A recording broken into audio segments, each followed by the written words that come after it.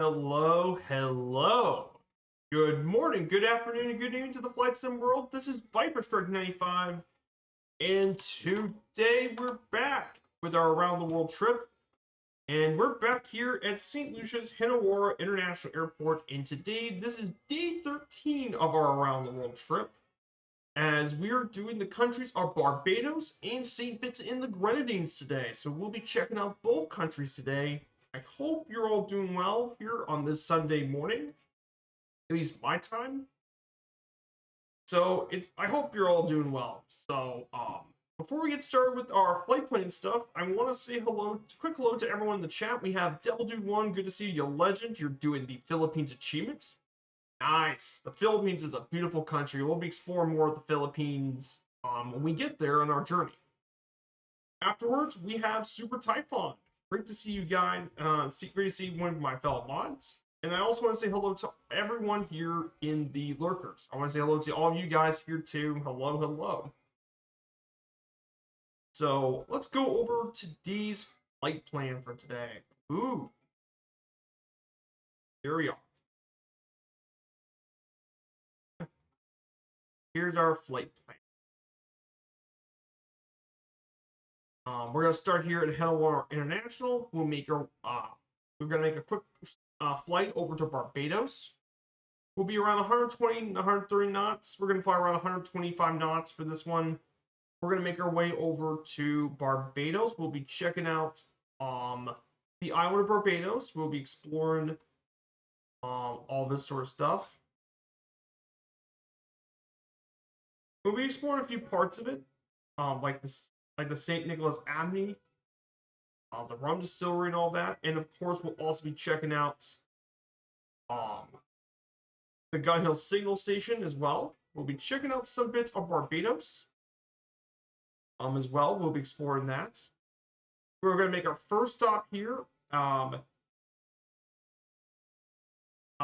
here at Grantley Adams International. This is Barbados' main gateway to Barbados at Tango Bravo Papa Golf. After this, we'll be flying to Kingstown, Bridgetown.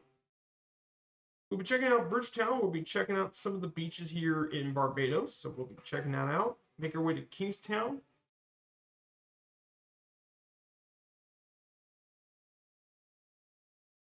And then afterwards, once we check out Bridgetown and all that, we'll cross the sea once again, and we'll make our way to over to the island of Saint Vincent, one of the major island of the Saint Island of the nation of Saint Vincent and the Grenadines. Make our way over to Argyle International Airport at Tango Victor Sierra Alpha. Afterwards, we'll fly over Kingstown, along with checking out Fort Charlotte and all that. And then afterwards, we'll be going through some of the islands in the Grenadines, include Port Elizabeth, Mystique Island, and of course, our final stop at Union Island in Clifton at Tango Victor Sierra Uniform. So that is what we're doing here today.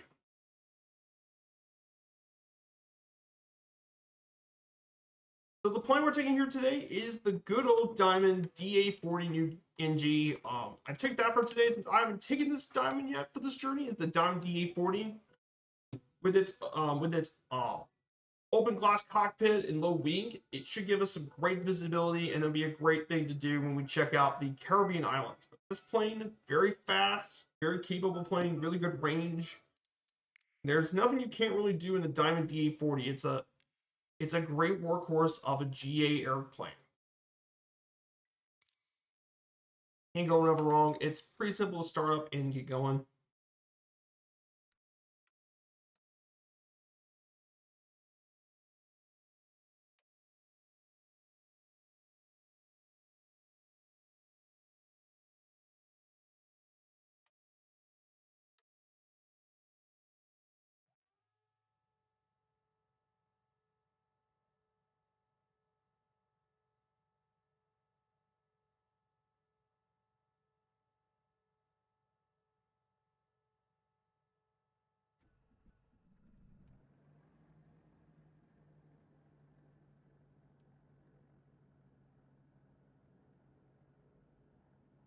Yeah, I hope you guys have a good weekend, everyone. I hope you're all having a great weekend. But some pretty big stuff going on. There really isn't too many fights of news. The only one big one is that BM World has released Miami International, which, if you guys, I've been to Miami International in real life. It's a huge airport, um, and you get a great view of downtown of the Miami skyline. You have a beautiful pub, especially for Latin America and stuff.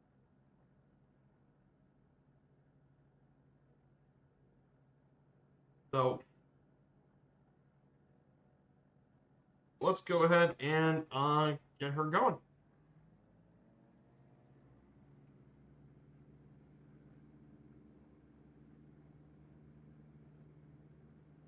So we're gonna go make our way to the park. We're gonna be our heading's gonna be 122 degrees.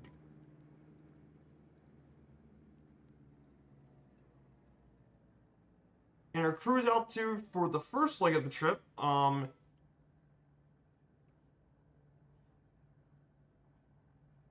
first leg cruise height is gonna be on 2,000 feet. So not a very high cruise altitude. If you guys want to join on in, we're gonna go. If you guys want to join on in, we're in the Southeast Asian server. Oh yes, that's actually right. Super Typhon. Anvil's got their hands on the official simulator. Oh, that's a deal, honestly. Oh, that's going to be huge because that's going to be a really that's going to be a huge deal, especially when they develop the A350. Oh man, that's going to be very nice.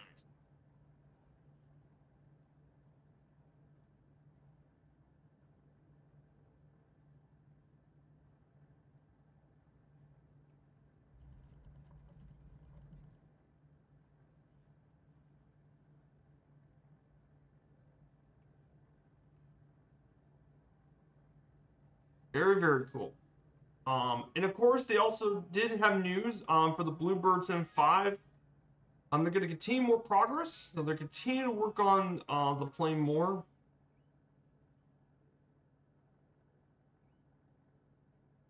So,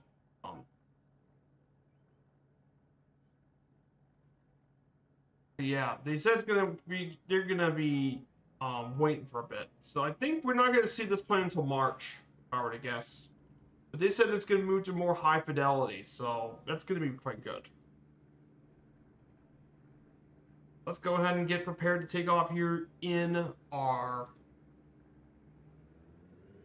Diamond DA40. So I know it's hard to believe this, guys, but we got only one more stream in the Caribbean after that, which is going to be Grenada and Trinidad and Tobago is going to be the last Caribbean stream.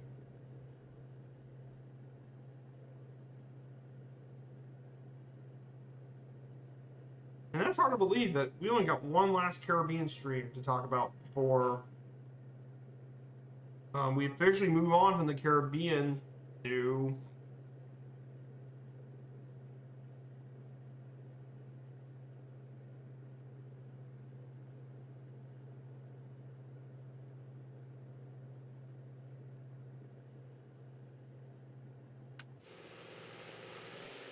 going to go ahead and say goodbye to St. Lucia for one last time. As we depart from St. Lucia for one last time.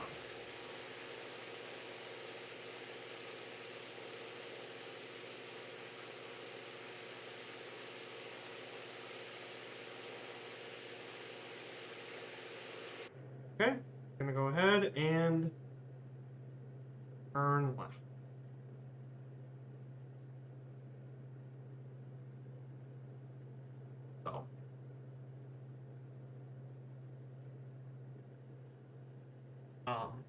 So yeah, we're gonna go ahead and I want to talk a little bit about Barbados. Once we get to cruise out, once we get the heading.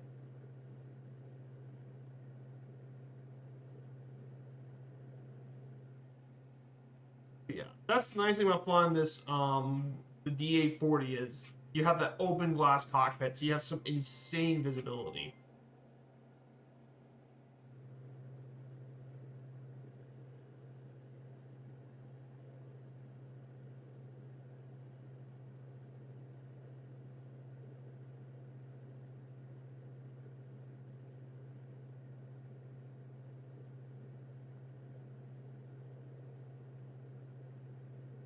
let's go ahead and let's go over our slideshow for today. Let's go over Barbados for a bit. Ooh, Barbados. Now, Barbados is located in the Caribbean. However, it's actually the most easternmost island in the Caribbean, actually. Which makes sense. It's actually closer to the Atlantic more so than it is to the Caribbean. Hey, Philippi, good to see ya. Yeah, the weekend's going pretty well. This will be the last of the around the world trip for about a couple weeks because I'll be going on vacation. So should be some fun. Oh yeah, one more thing is before I'm also going to be leaving as well. I'll be posting the schedule for the next 7 days of this around the world trip. So I'll post the next 7 days of that trip, which is going to be starting in South America, starting from Trinidad and Tobago, do an airliner flight to Venezuela, then we're going to do a flight through Maracaibo to Barranquilla to Valencia, then to Caracas. Then do another airliner flight to Guyana, then do Trinidad, Tobago, Guyana, and Suriname, and then do some airliner stuff to Brazil, do a bit of an Amazon trip, and then do a flight over to Brazil's capital. I think that will be like the next 7 days.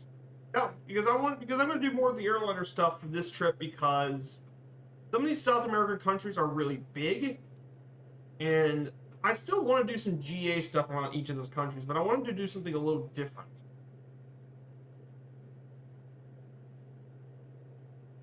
So I think that would be what I'm going to do for the next 7 days.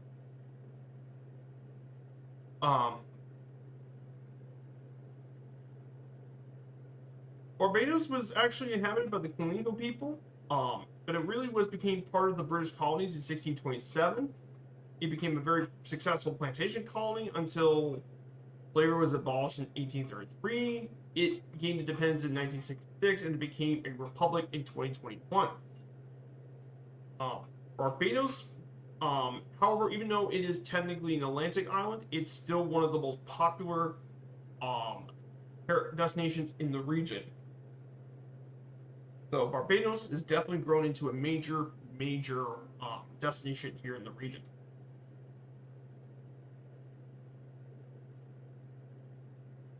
So if you talk about the history of Barbados, it goes back to the pre-colonial period with the Amerindian settlement, with both the Arawaks and then the Kalingos as well. But mainly it was inhabited by the Arawak people.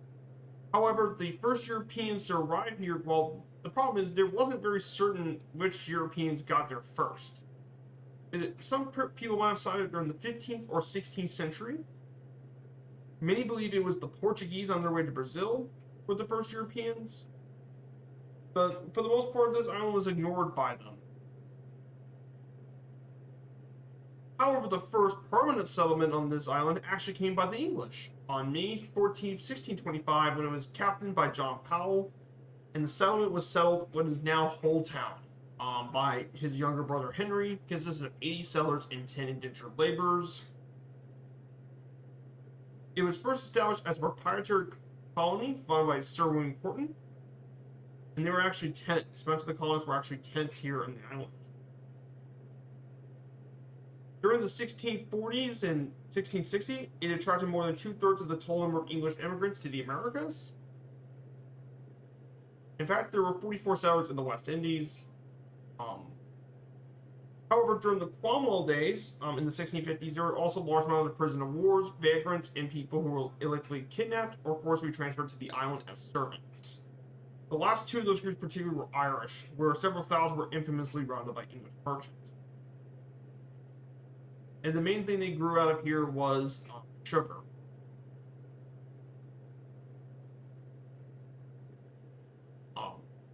However, the big thing that really changed this Barbados was the sugar cane from Dutch Brazil in 1640.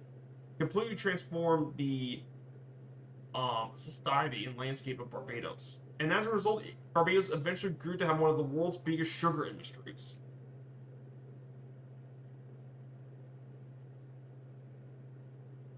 In fact, the rising of sugarcane also meant they brought a lot more slaves into Barbados to help grow those plantations. And as a result, it led to some very harsh conditions after some revolts and controlling population. It resulted in rebellions in the 18th and 19th century. And eventually, after a revolt in 1819, in opposition over the past decades, the British abolished slavery in 1833.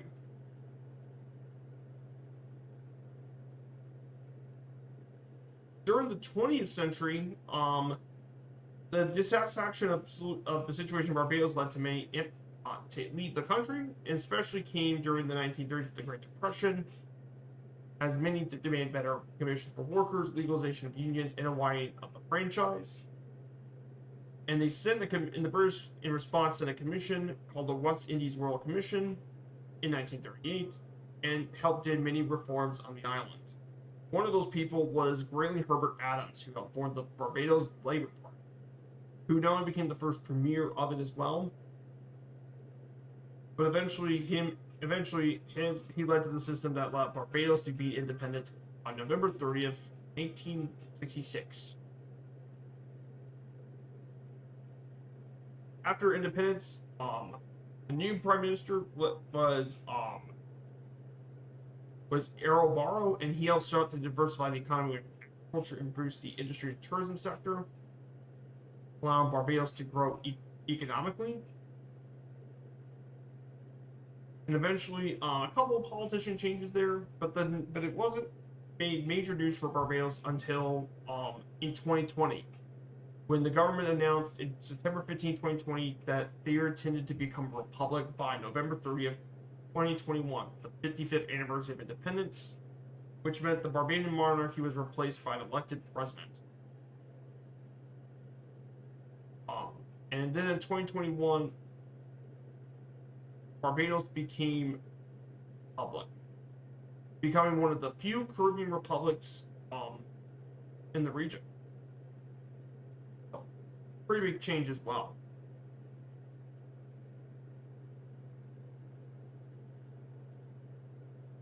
So that is Barbados' history. Yeah, pretty short, but it makes sense. These Caribbean nations don't really have the longest in terms of history, but are definitely pretty important to talk about.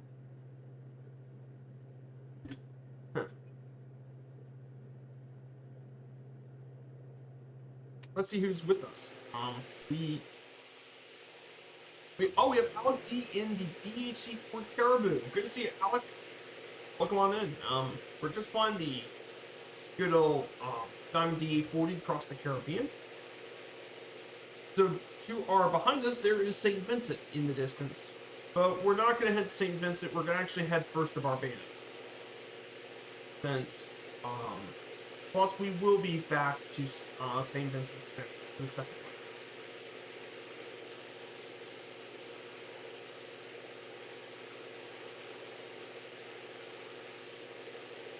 Pretty cool stuff.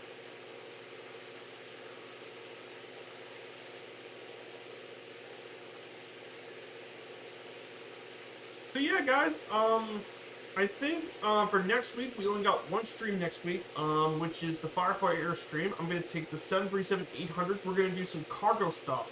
I'm thinking we're taking the cargo stuff from Zurich. So we're going to do some cargo hauling from Zurich, and we're going to fly over to our cargo supply if I were to guess. We're going to do some sort of flying around the region, probably. If I were to guess, I'm probably going to do a charter flight from Zurich over to either Ibiza, which would be pretty cool and have one in Spain, or we could do something here in Montenegro. I was thinking about flying to Tibet, probably.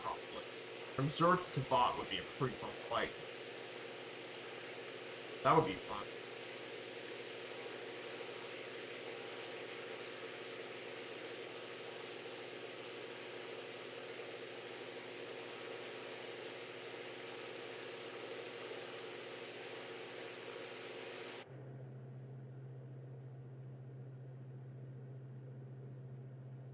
So that would be something pretty fun.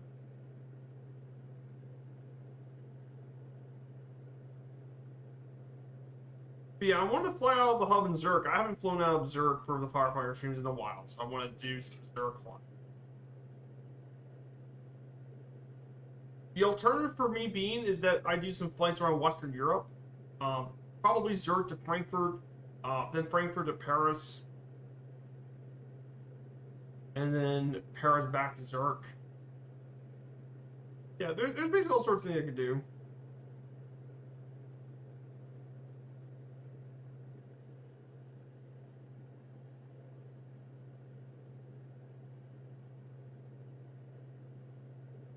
Or the alternative would be we go to Athens. I think that would be pretty cool. Zurich to Athens, that would be fun.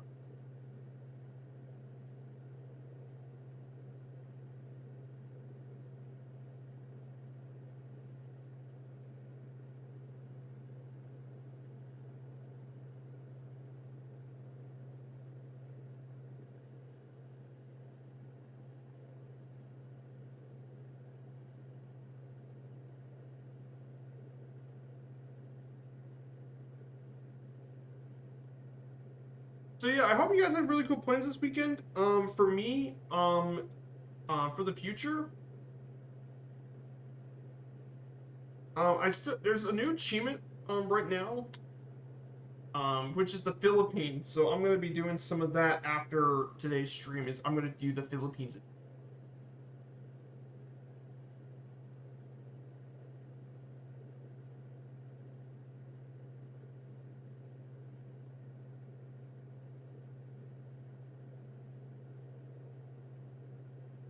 Probably gonna take the King Gear for that one. The King Gear would be pretty good for this one.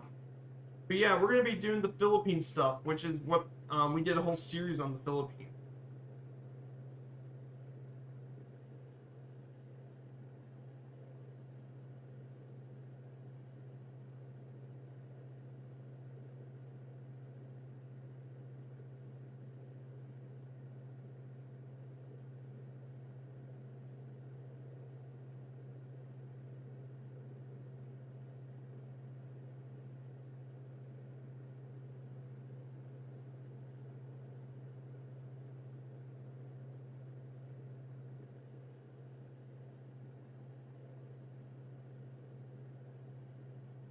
Yeah, I know. Yeah, no true airspeed. But the King Gear doesn't need to go above 350 true airspeed, so no airliners, that's fine. So I'm gonna take the King Gear for that one. Because King Gear being a turboprop, it definitely get there pretty quicker than a DC-6.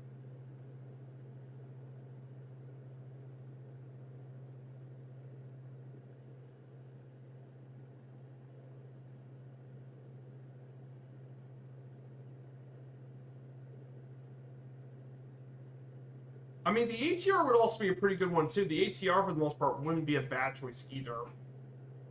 Yeah.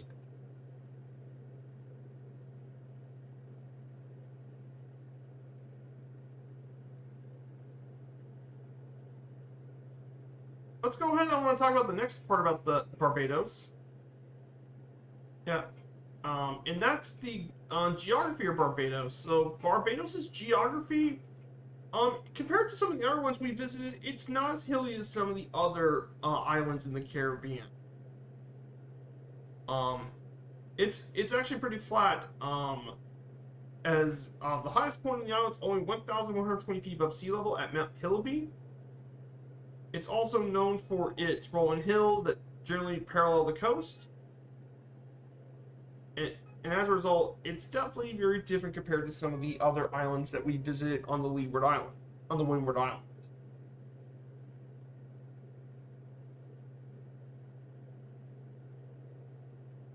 In terms of climate, it lies within the tropics. It has a generally pleasant maritime climate influenced by the northeast trade winds, which moderate its temperature. So, for example, from December to May, the average temperatures range from 70 to 88 degrees Fahrenheit, and June to December, it's basically 73 to 88.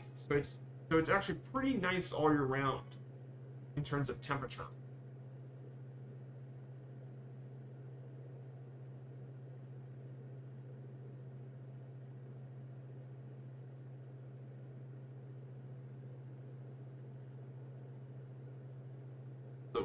definitely a pretty flat area for the most part. In terms of government, it is actually a republic, believe it or not. Again, it just recently became a republic in 2021. Um, it's modeled on the British Westminster system. The head of state is the president, currently Sandra Mason, elected by the Parliament of Barbados for a term every 4 years and advised by the matters by the prime minister, who is the head of government. There's 30 representatives within the House of Assembly, the lower chamber of the Parliament, and the Senate is the upper house with 21 senators. The supreme law of the country is the Constitution of Barbados. And legislation is passed by the Parliament of Barbados, but does not have the force to use law unless the president itself. So,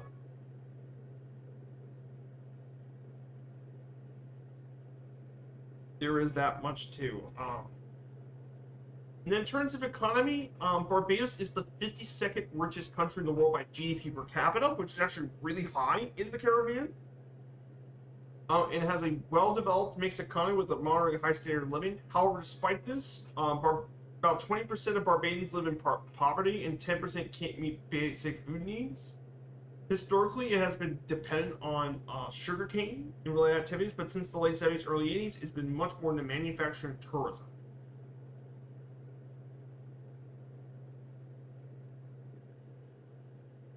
As a result. Its main trading partners include Canada, the Caribbean community, the UK, and the US have been the major trading partners for Barbados.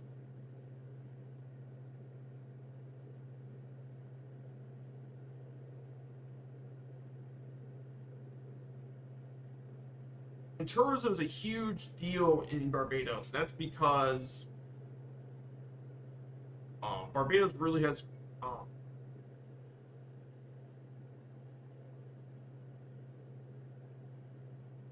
however, the major issue with tourism in Barbados is that most of the activities are in the south coast.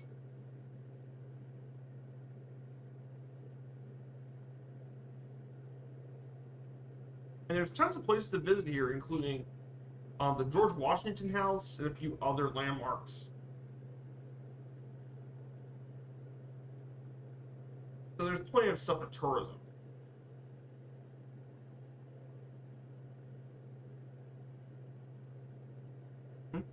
And then in terms of Barbados, I do want to mention about its culture for a bit. So Barbados's culture is a blend of West African, Portuguese, Creole, Indian, and British cultures. Citizens are actually called Barbadians, and the term Bajan may come from a local pronunciation of the word Barbadian, which at times sounds more like Barbadian.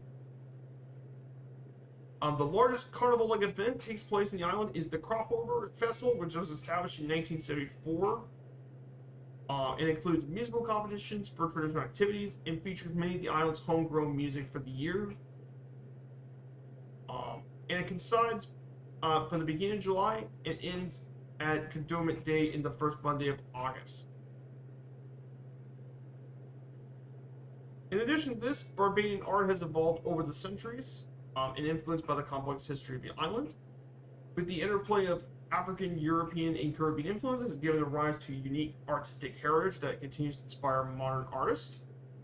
In the late part of the 20th and 21st century, witnessed a cultural renaissance in the arts, as artists began to explore diverse mediums and techniques blending traditional practices with contemporary expressions. Create unique art that is unique for the island.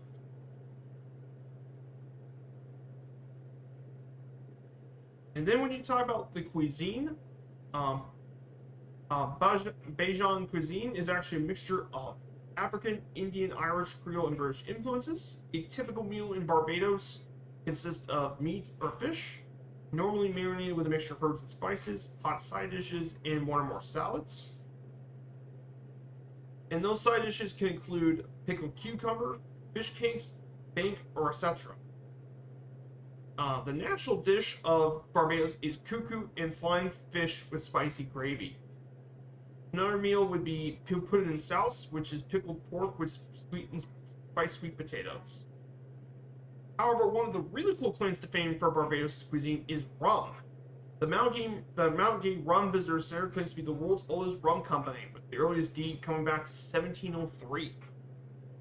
Also, the brands Cockspur Rum and Malibu also are from the island as well. So Barbados definitely has an alcoholic tradition, and with the music here as well. It includes the distinctive national styles of folk and pop music, include elements of Western classical and religious music.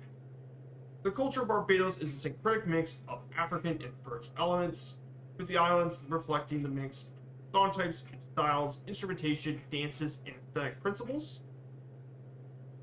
Um, Barbadian folk traditions include the landship movement, which is satirical um, parades, performances, and dances to mimic those of the British Navy, Hebans, tukbans, and other traditional songs and dances. In the modern times, popular styles include calypso, boge, contemporary folk, and world music.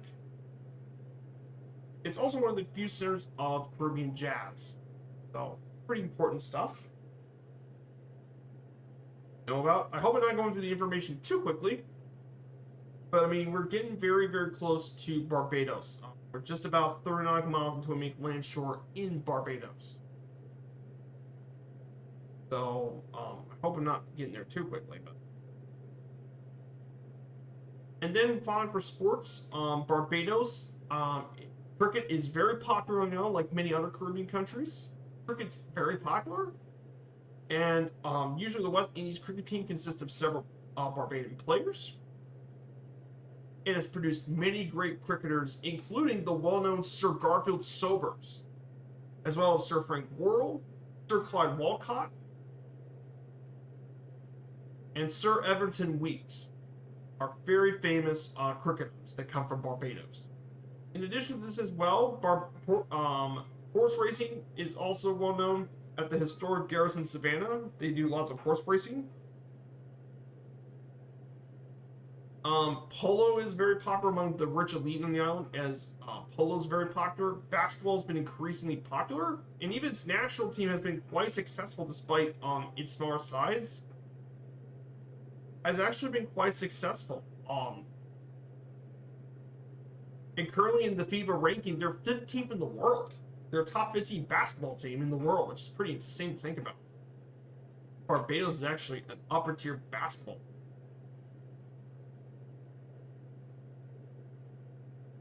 They even won the gold medal in the Caribbean Championship, so they're definitely an upper tier.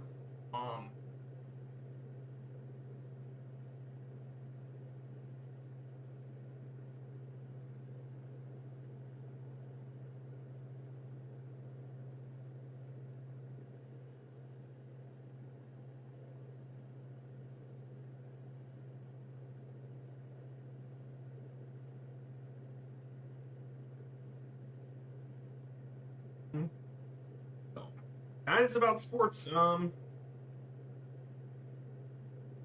just gonna take a little break for just a second, just to let my voice get rested.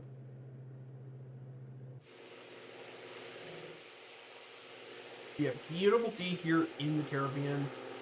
So yeah, we got only one last Caribbean stream to go through, guys, and that's gonna be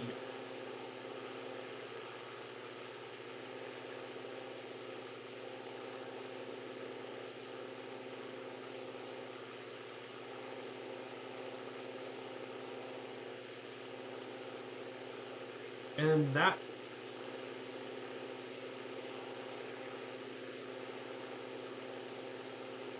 and that's going to be through Grenada and Trinidad and Tobago. We will be flying over both of those places.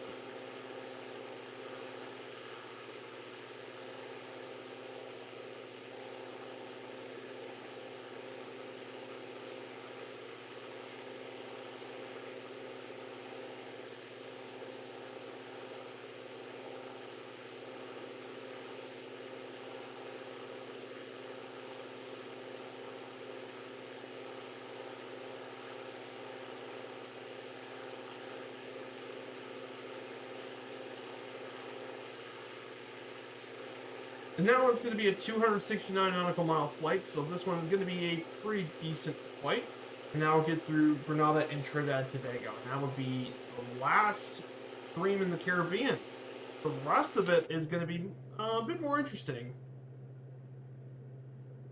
So, pretty crazy to think about. So I hope you guys are liking the stream. If you guys are enjoying the stream, and if you haven't followed yet and you're enjoying the stream, smash that follow button, support the channel. We do appreciate all the support. You guys are definitely a major part of this community. I wanted to thank you all for the support.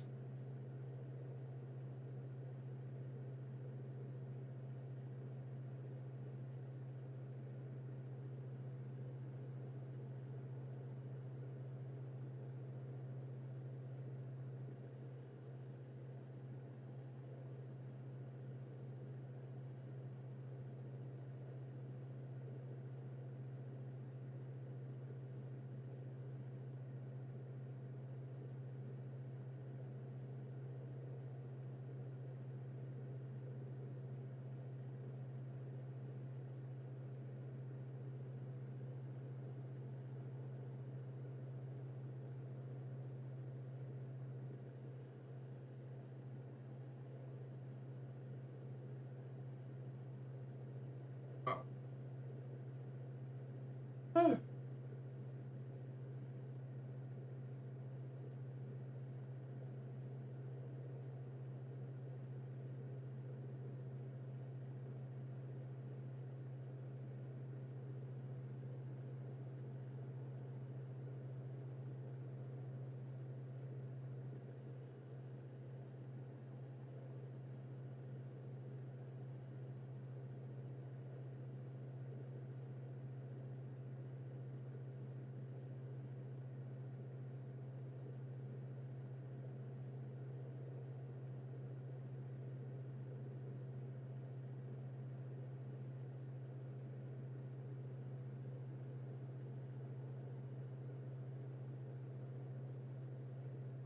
Let's go ahead and talk about the rest of Barbados from our thing. So here's some fun facts about Barbados. First is the Barbados flag. The ultramarine, the flag, first is the ultramarine blue, which represents the ocean sky. Then you have the gold yellow panel representing the sandy beaches on the island, and finally the broken trident represents the colony breaking free, country breaking free from its status as colony. The next one is, of course, I talked about it during the sports thing, but Sir Garfield Sobers was born in Barbados, one of the greatest cricketers of all time. He was actually knighted by Queen Elizabeth herself and is the only living Barbados national hero. At 81 years old, he's still around. The next thing is, of course, if you guys know anything about music, pop music, you probably know about Rihanna. But what if I told you she was actually born in Barbados? Yes. She's obviously Barbados' most famous, well-known individual, and they even, in Barbados, even renamed the street she grew up in after her on Independence Day. And finally, the last news is, you'd be surprised, but Barbados and Japan have the highest per capita occurrences of centenarians in the world. And you basically ask yourself, what's a centenarian? Basically, a centenarian are basically people who lived at or over 100 years old. So them in Japan have two of the highest per capita.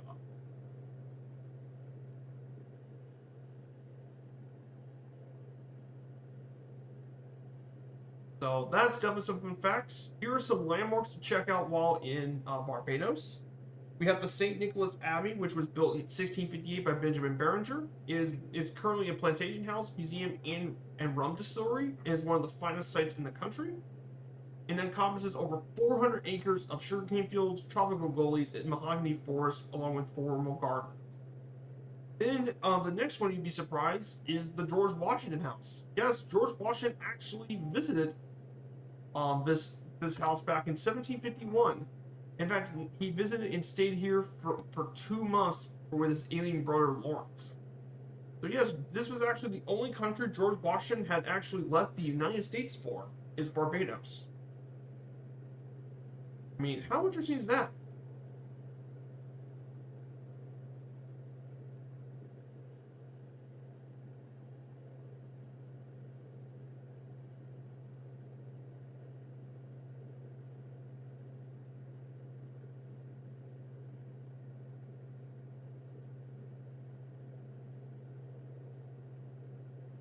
And the last landmark we'll be talking about is the Gun Hill Signal Station, which would be the last landmark we'll be talking about.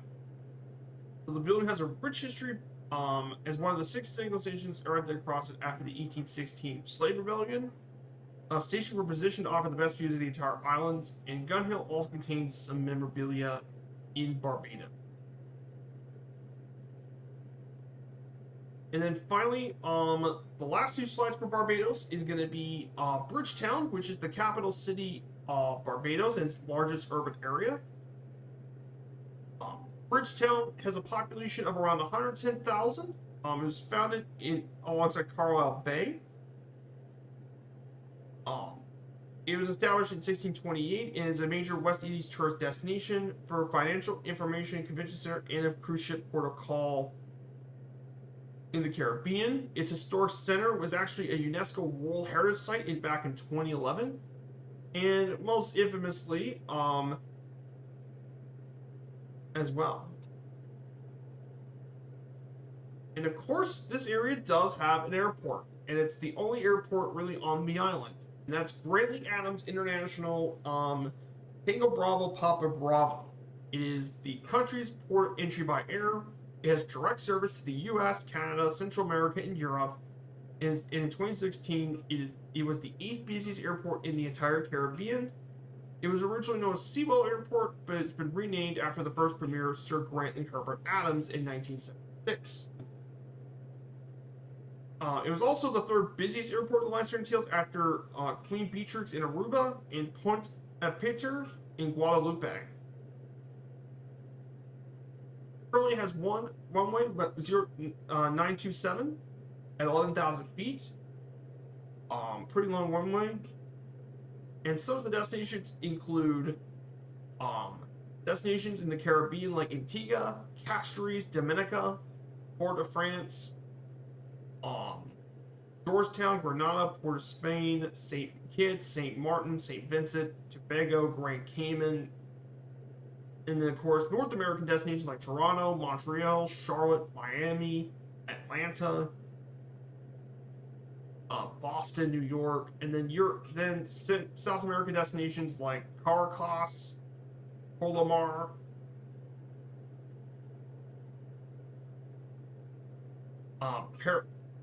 Paramaribo, Georgetown, and more. And then finally, European destinations include London Heathrow, Manchester, Gatwick, Frankfurt,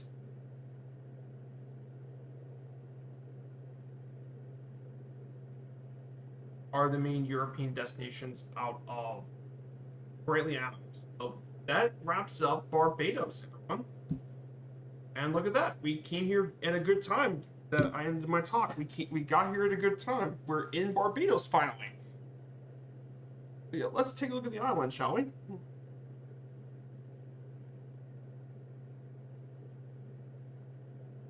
Ooh.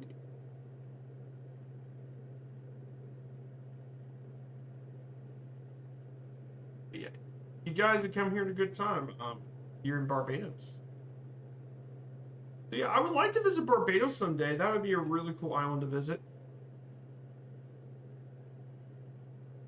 In terms of some things you could do in the island, in terms of excursions you could do here on the island,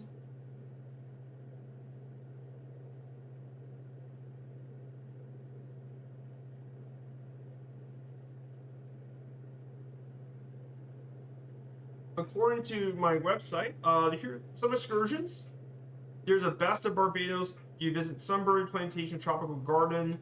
There's one at St. Nicholas Abbey. There's a local connections to George Washington House. Harrison's Cave is a thing. A Scenic Drive. A rum distillery tour. Panoramic drive by 4x4. Zip lines. Submarine. Swimming with turtles.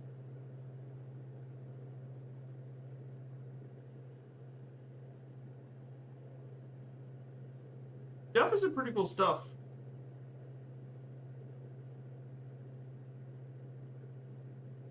It's a very, very interesting place to check out.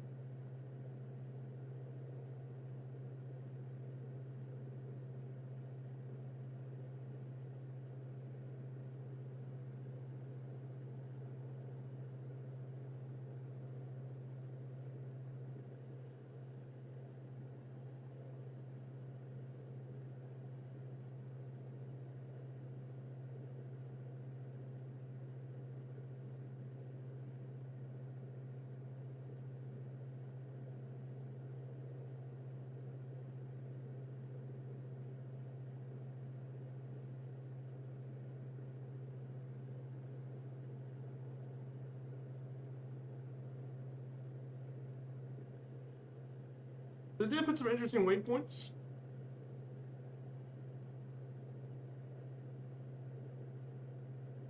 I'm going to go ahead and slow down a little bit. I'm going to lower the power, so we're going to get slowed down a little bit as we fly over beautiful Barbados. Looks absolutely gorgeous here. Oh, Barbados.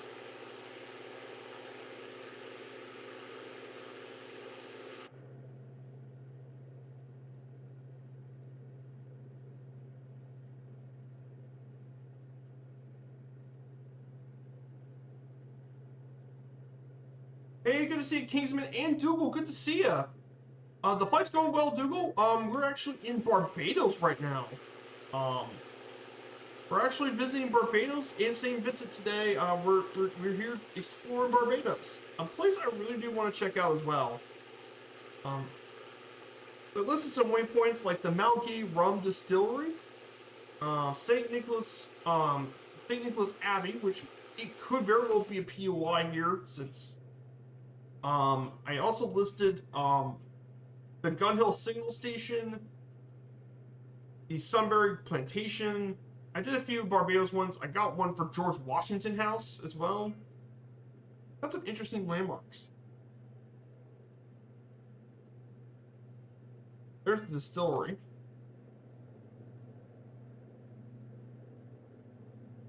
Yeah, Barbados definitely be very, very cool. Oh, nice. That's right. You were at Gaharia, by the way, Google. Here's a shout out for Gaharia's stream. She's in Africa right now. But if you guys don't know about Gaharia, she's an amazing streamer. She's an amazing content creator. I really enjoyed her Spitfire around the world trip. Taking around the world in a Spit. Really, really cool.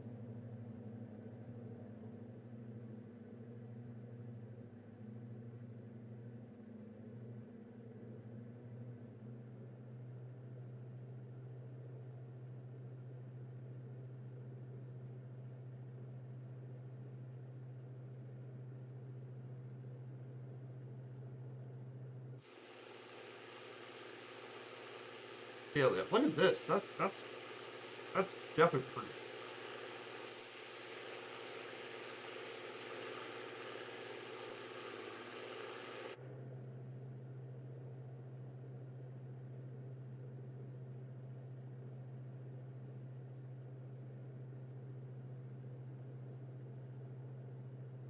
So, yeah, I honestly can't wait for my vacation next week. It's gonna be nice.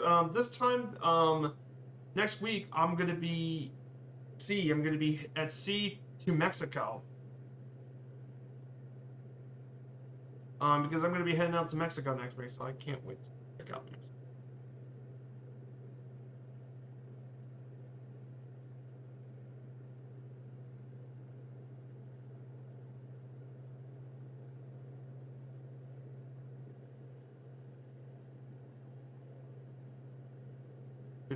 Beautiful flying today.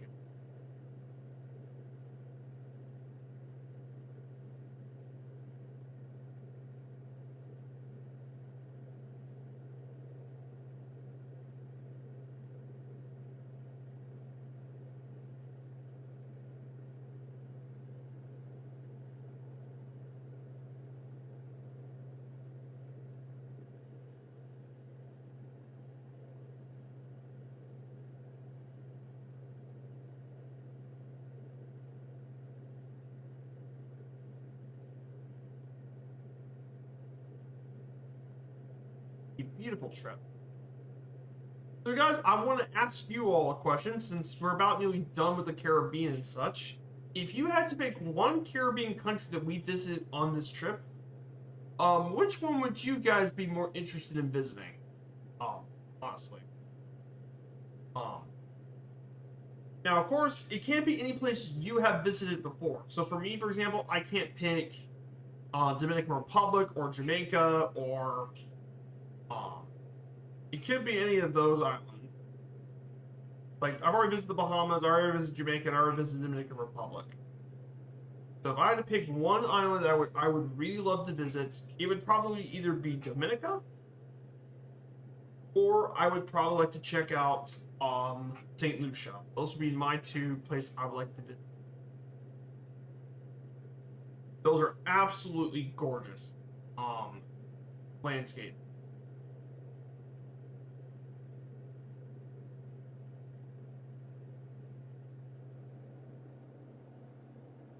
Here's Bridgetown in the distance. Here's the capital. We'll be prepared to land our first stop here very shortly.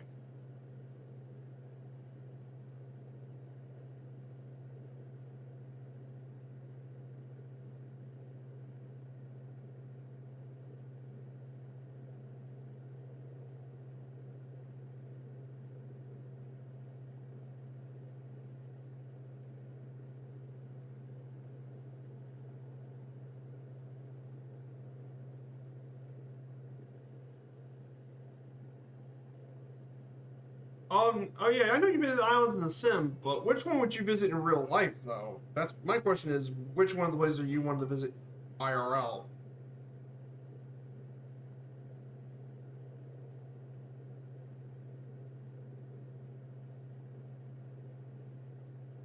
Because that's the important part is IRL. He's like I said, sometimes in the sim, the islands don't really do it justice.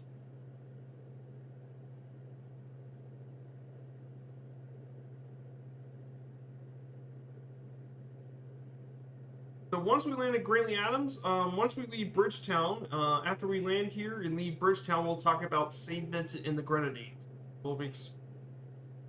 And that is what we're going to be talking about next time.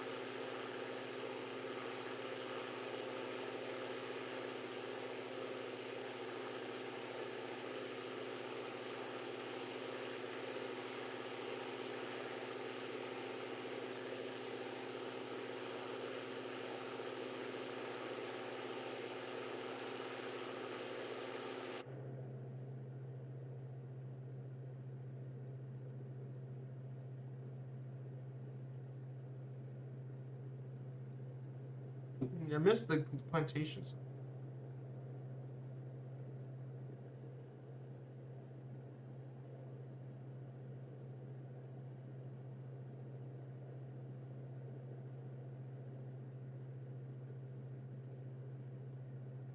Oh, yeah. Because there's still plenty of places in the region I've yet to visit. I know next year I'll be start visiting more of these places next year, mainly St. Kitts, Dominica, and Martinique. Because Martinique is not really an independent nation. It's still a place in the Caribbean I still have yet to check out.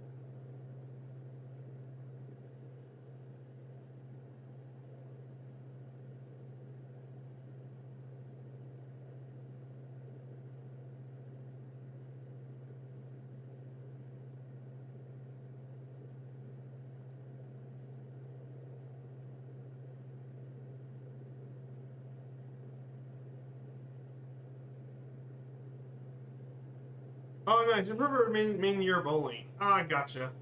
No worries, Devil Dude. I guess, being said, Europe's got so many places to visit. Um, I completely understand. Europe's got so many places to visit as well. Head and set the first landing for today's stream.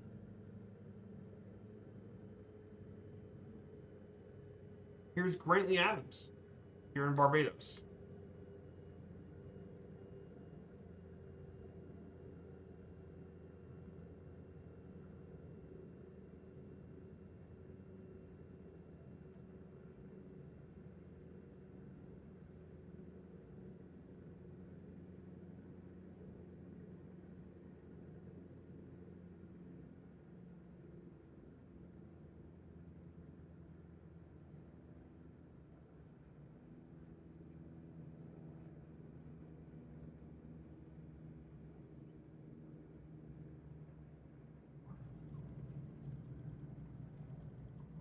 Beautiful landing.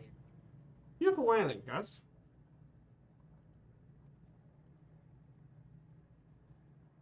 And we finally made it to Barbados.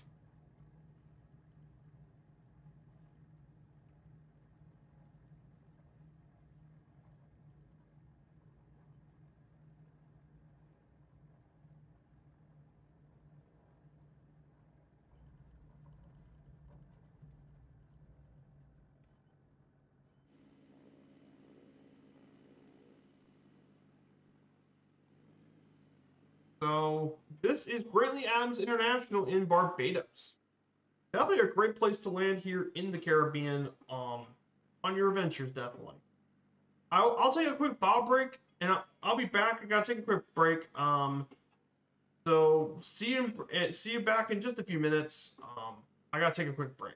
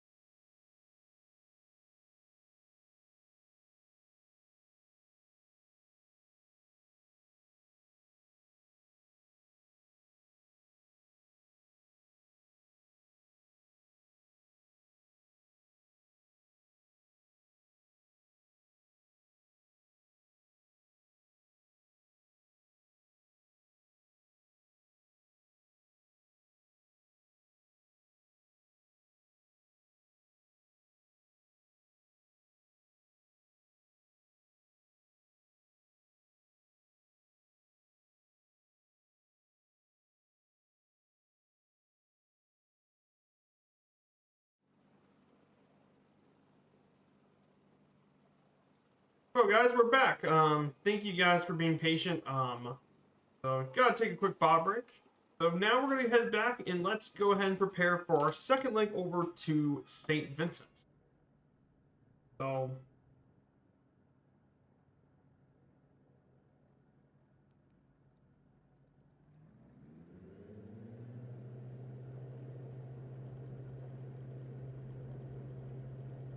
go ahead and take flight back to St. Vincent.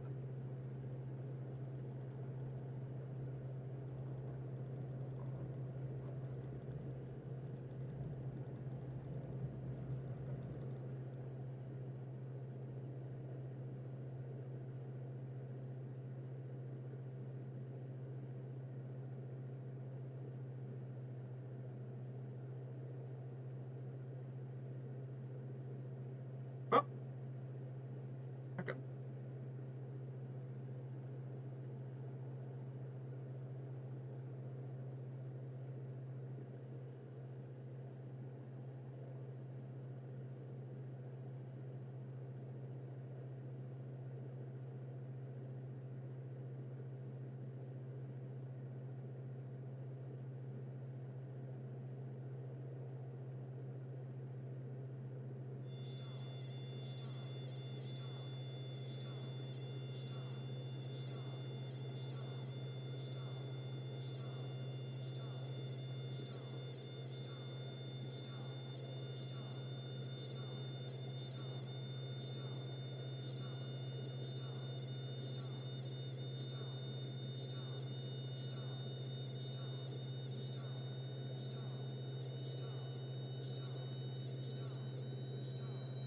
Whoa, whoa, careful. Oh boy. Oh, I'm good.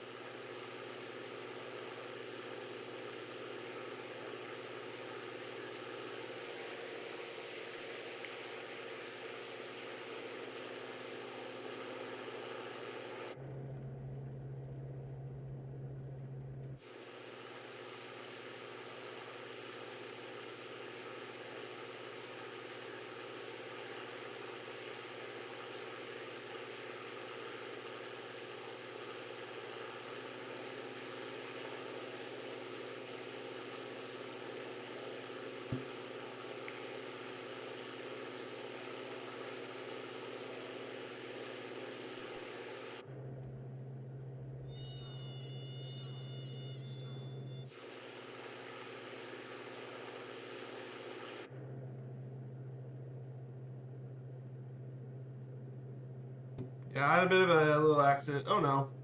Yep, that's what slew mode's for. I don't usually do that, but I got a little bit too. Sorry about that. I don't usually make mistakes like that. I should have known I didn't have enough speed for that. So from here, we're just going to explore the coastline of Barbados. We're going to explore the coast. And fly over to Bridgetown. Do a bit of a flyover of the city. Once we fly over the city, we're going to go up to 5,000. We're going to climb to 5,000 feet to St. Vincent.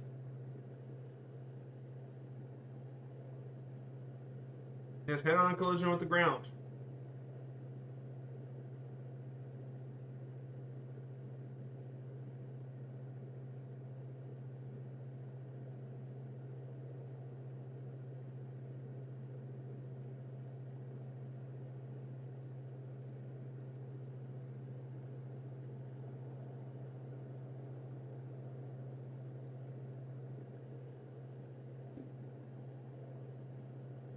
Yep, beautiful coast.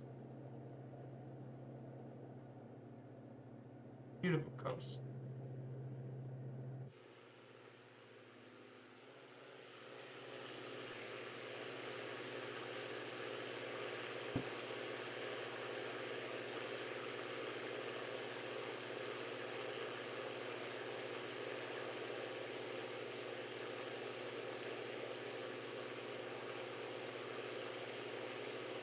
But yeah, we're getting very, very close once we So we're going to fly over Bridgetown. Our next waypoint is going to be the George Washington House, where George Washington used to stay during the 1750s.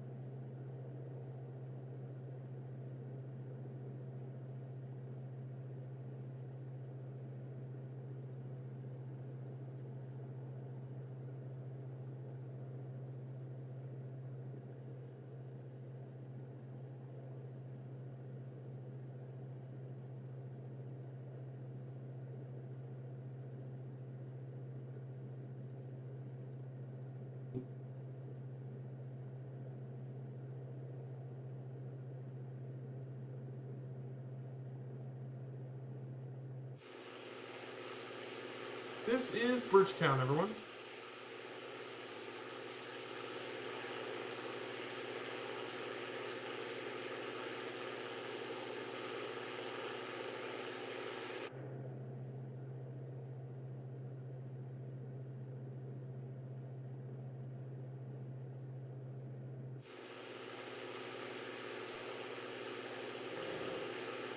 Okay, let's go ahead and talk a little bit about our next stop, St. Vincent in the Grenadines. So St. Vincent is part of the Windward Island. This is around 369 square kilometers. It consists of the main island of St. Vincent, and south of that, 2/3 of the northern part of the Grenadines, a chain of 32 small islands. Some of them are inhabited, and while others are not. Its capital main port is Kingstown. It has a rich British colonial history, and now part of various organizations, including the Commonwealth of Nations and the Organization of East Caribbean States. In 21, the volcano La Soufriere erupted several times and had to have some residents evacuate the area. But the history of St. Vincent goes all the way back to the pre-European days, when the first people to get there were the Amerindian groups, including the Siboney, Arawak, and Kalingo people. But the first Europeans to demise the island was Christopher Columbus in 1498, given the name St. Vincent. And there have been various attempts by the English and Dutch to claim it. So the first ones to successfully colonize the island was the French back in 1719, with them importing a lot of black slaves to work in the plantation producing sugar and coffee, indigo, tobacco, cotton, and coca. Afterwards, the British captured the island and forced the French off during the 7 Years' War, and it became British after the Treaty of Paris in 1763.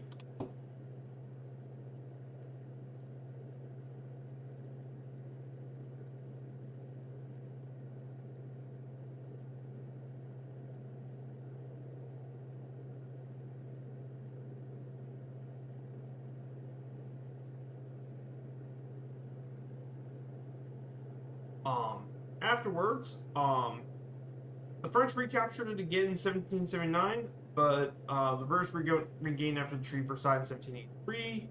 Afterwards, there was another Caribbean War in 1795 to 1797, which the British were victorious.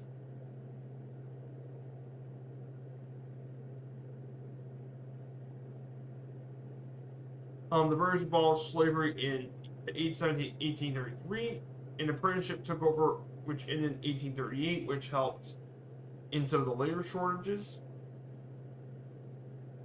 And then during the 20th century, it went through various statuses under the British, from a Crown Colony, Legislative Council, and universal suffrage. And eventually it became an independent nation in 1969, and gained full independence in October 27, 1979. Oh, we got a raid from we got a fall from Monsanto TV. Good to see it. And Pilot Peely, great to see you, my dude. Pilot Peely, check out his streams. Very, very informative guy. He streams on Thursdays only. No worries, Peely. Thank you for dropping on by.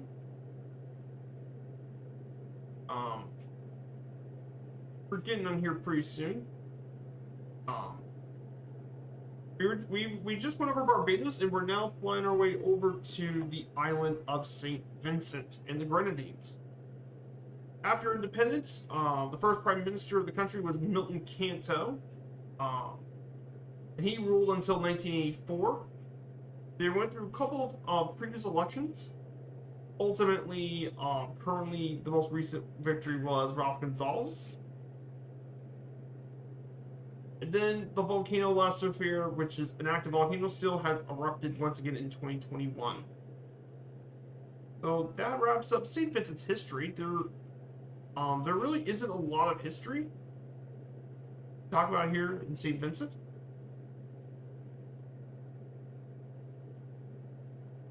I think a more interesting thing to talk about is St. Vincent's geography is probably more important. St. Vincent and the Grenadines lie west of Barbados, south of St. Lucia, and north of Grenada. They include the main island, as well as several chains as well. There are 32 islands of Cays that make up St. Vincent and the Grenadines. 9 are inhabited, with the rest being uninhabited islands. The island of St. Vincent, the main island, is very volcanic and is heavily forested with low-level ground.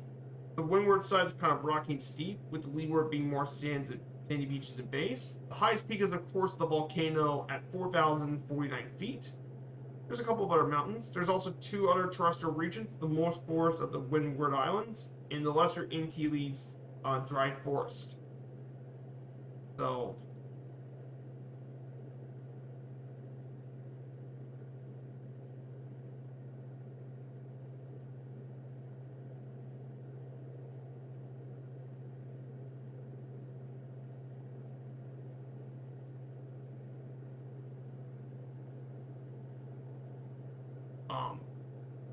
but yeah, some very important stuff about St. Vincent. Some pretty cool stuff.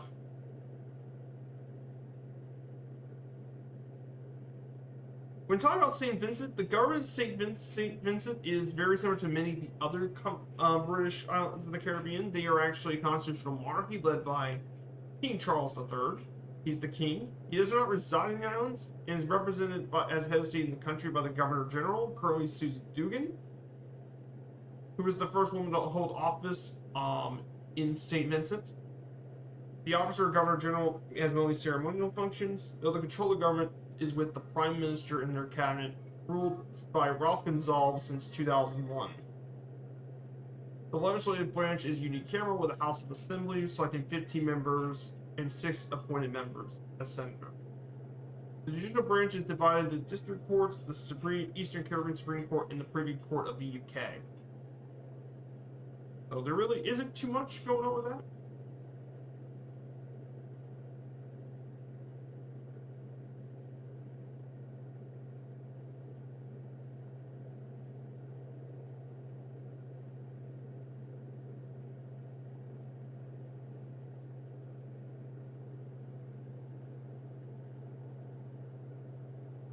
Cool stuff. Next is going to be the economy of St. Vincent. So, St. Vincent is mainly dominated economically by banana production, by agriculture, mainly bananas. The services sector is also important, mainly grown by tourism. The government has been relatively unsuccessful in introducing new industries, so unemployment remains high to 15% in 2021. There is, and the reason why it's an issue is because when they depended on a single crop, especially with tropical storms being such an issue as well. There is a small manufacturing sector and a small offshore financial sector business. However, there have been concerns from the secrecy laws. Though tourism has potential for development here, especially with the filming of the Pirates of the Caribbean movies filmed here to help expose the country to more potential visitors. But it's still underdeveloped compared to some of the other islands like St. Lucia, Barbados, and Dominica.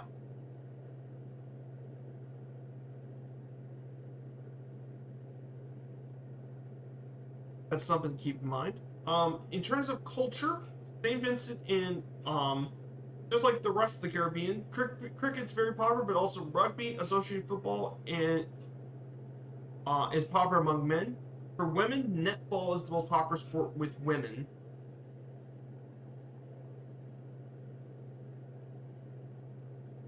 They also compete in the Caribbean Championship for basketball, and they also have their own rugby union team, which is ranked 84th in the world. Music popular here includes big drum, calypso, soca, steel pan, and reggae. String band music is also popular here too. One of the most successful musicians is Kevin Little, and named the cultural ambassador of the island in September 2013. The national anthem for the country is St. Vincent Land So Beautiful, which was adopted among independents in 1979.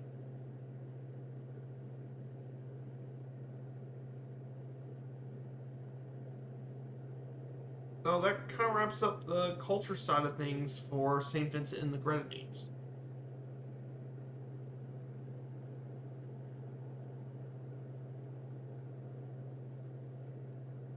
So of course, for this lake, once we get to St. Vincent, we'll be flying over a bunch of the island. We will be flying over the volcano, of course. We'll be taking pictures of the volcano, and then make our way over to Argyle International. Tango Victor Sierra Alpha. And then after landing here for the next leg, we'll be checking out some of the Grenadines, which make up this island. So we're gonna fly over all the major islands of the Grenadine part of St. Vincent.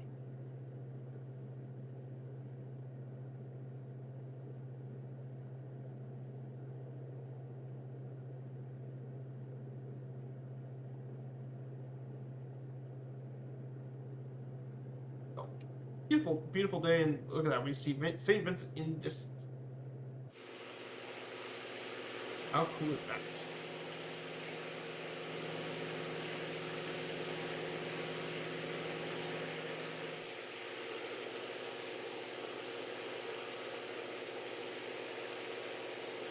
So yeah, on this week's streams for Two-Toe Murphy, we got this week's streams. So he's gonna do the penultimate episode of the Roman series. He's gonna do the Roman invasion of Britain.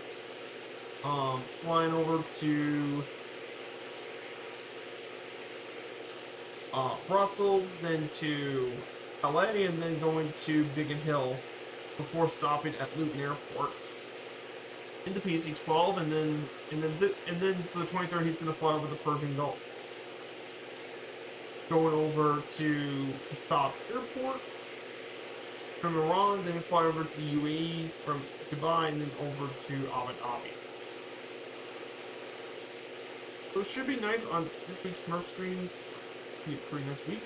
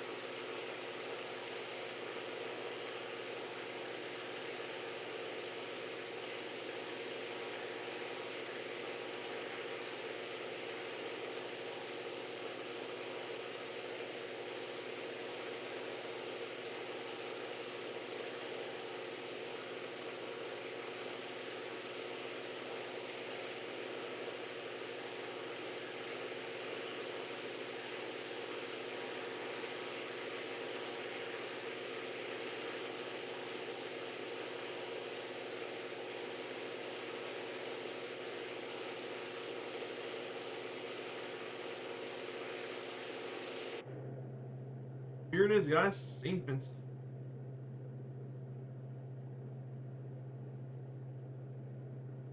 So for the last of the Caribbean flight, which is going to not be this next Friday, but it's going to be the Friday on March the 8th is going to be the next time we're going to be back on this around the world trip. We will be doing the flight from Union Island Airport. We'll make our way through the Grenada. We'll visit the island of Grenada itself. Then we'll cross over to Tobago. Into Scarborough, we'll check out the island of Tobago and make our way over to the newly handcrafted Scarborough Airport.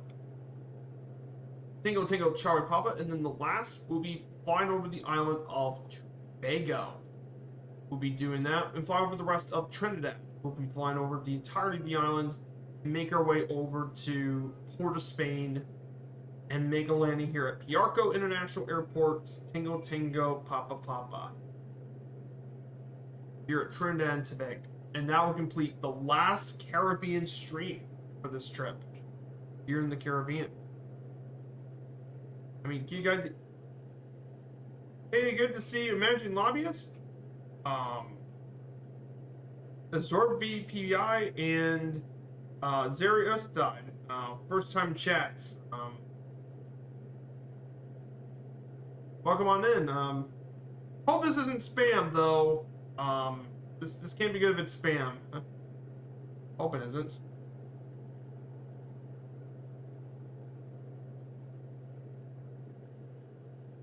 But welcome in. Definitely be pretty interesting.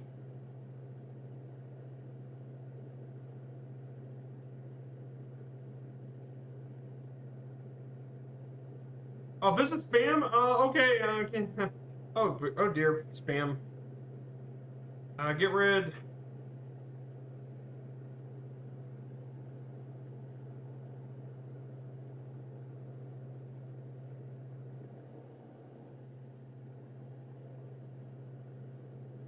Yeah, we'll be making our way very shortly over to make our way to St. Vincent. We'll get here pretty shortly.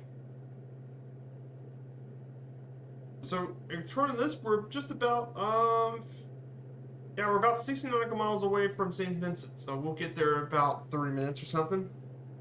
Get there. Thank you so much, Typhon.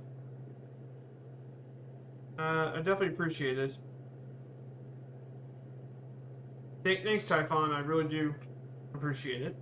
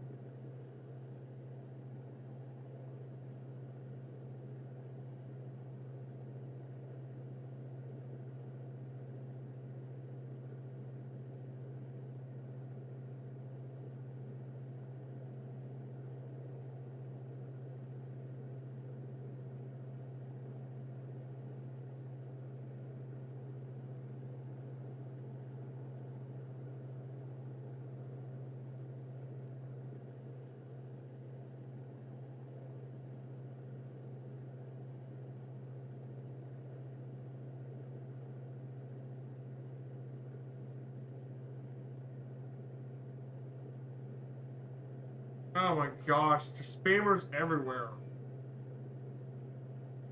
Oh dear, I got chat spammed. Oh, that's not good. Never thought that would ever happen to me today. So, but I appreciate the mods. Thank you all so much for that.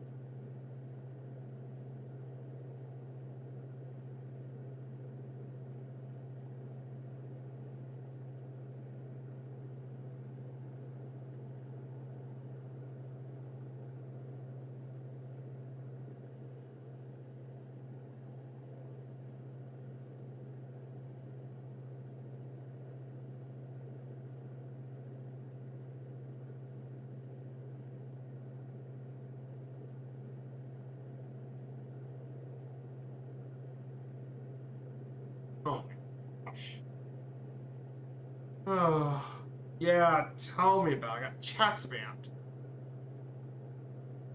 I have never dealt with this before in all my years of being a streamer. Never dealt with this. Huh. Well, instead of focusing on that, I do want to talk about some of my plans for the next couple of weeks. So, um, after I get back from vacation, I think I have a couple streams going to be planned. On the Wednesday I come back, um, I'm actually going to do two different flights, as well. Two pretty short flights, for next week's stream. The first flight is going to be from Las Vegas over to Long Beach. Is going to probably be the Wednesday I come back. And I'm going to just do a short flight from Las Vegas over to Long Beach. Be a nice, pretty short flight, about 1 hour long. And then secondly, I'll also be doing a short flight from whatever our Middle East hub is going to be when we vote it in next Wednesday, which we're going to get our new hub next Wednesday, so we're going to get our voting.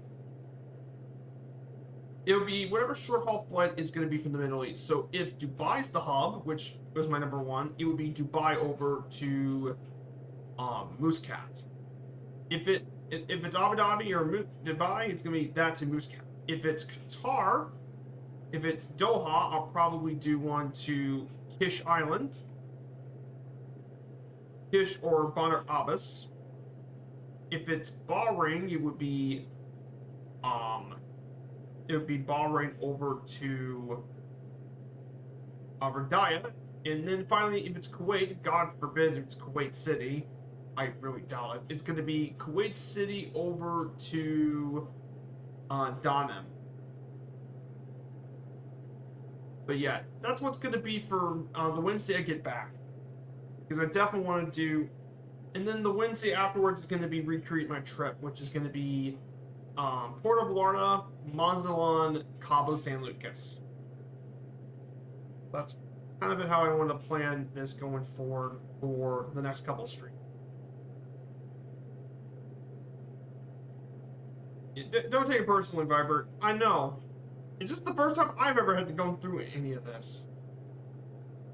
Yeah, it's probably a bot. I mean, this is a record for how many bands we do. Record. Maybe I need to get more mods.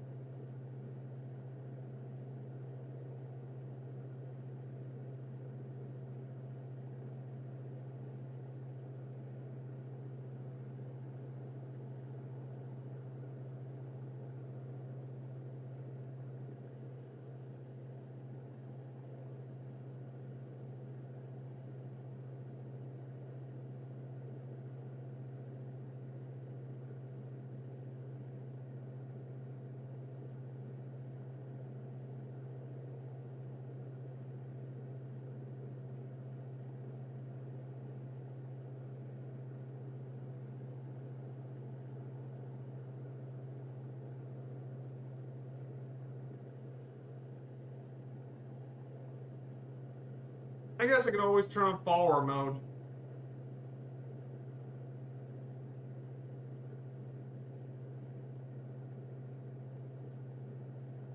I guess I could turn on followers only.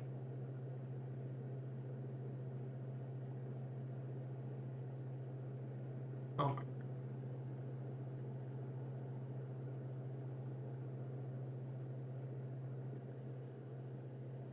There. There we go. Okay, I just turned it on, the followers mode.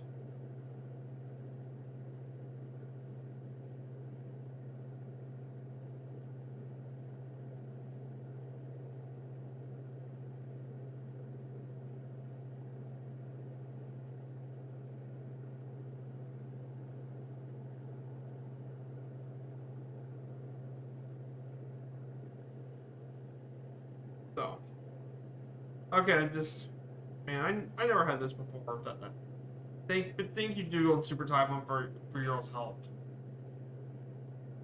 Definitely appreciate it. Let's go ahead and talk about some interesting fun facts and stuff about St. Vincent. Since that time. The national dish of St. Vincent the Grenadines is roasted breadfruit and fried jackfish is the main official dish. Instead, the Botanical Gardens in Kingston is one of the oldest botanical gardens in the Western Hemisphere, established in 1765, featuring stunning flowers, towering trees, and a beautiful aviary. And finally, Union Island in Grenadines offers stunning panoramic views from its highest point, Mount Taboy. In terms of some landmarks, you obviously have the Botanical Gardens, like I mentioned earlier. There's also Fort Charlotte in Kingstown, which is meant to protect the area from land attacks, and the beautiful island of Mustique, which is a playground for celebrities, rock stars, and the uber rich, with its own airport and general store, along with its luxury hotel, the Cotton Palace. Are some landmarks. Yeah, that's a new record for my streams. 15 bands in one stream. New record.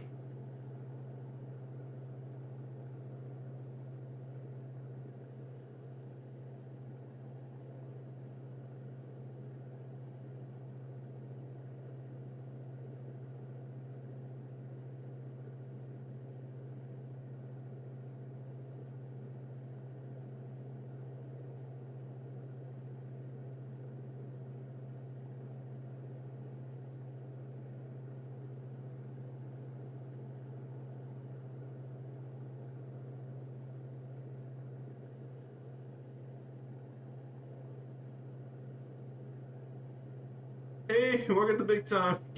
Hey, Mongo, welcome to the big time. Oh gosh, it's true.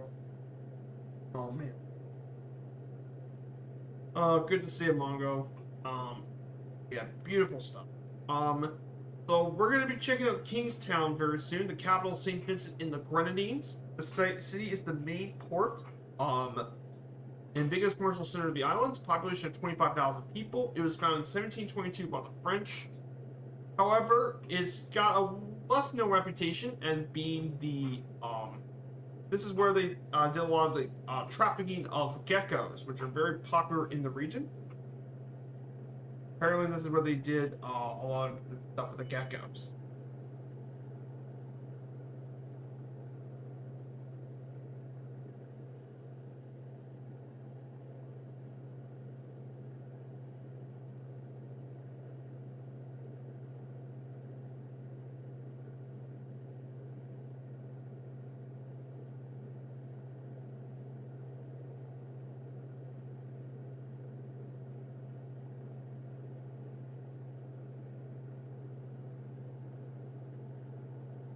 Yeah, because poachers often smuggle in these geckos. And finally, the main international airport of the island is Argyle International Tango Victor Sierra Alpha. It's the first international airport on the island. It's the largest one. It's the largest international gateway that connect country and connects St. Vincent and the Grenadines to major airports like Miami, JFK, Toronto, and London Heathrow, and along with other Caribbean airports. It's the largest of the 5 airports on the island.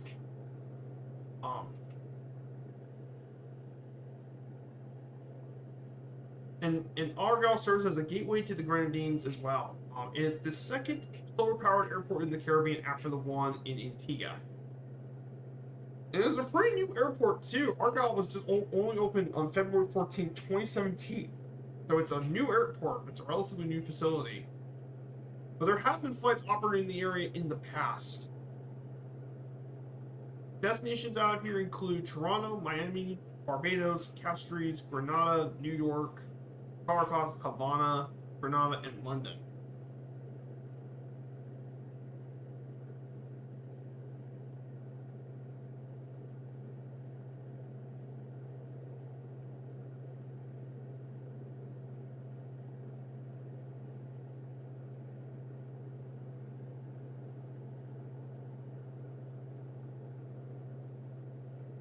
So, pretty cool stuff.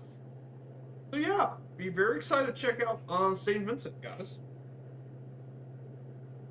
Maybe I'm hoping on Wednesday if Merv announces the next hub. I hope the Caribbean ends up being one of the bonus because, like I said, this is a region that definitely could use a hub.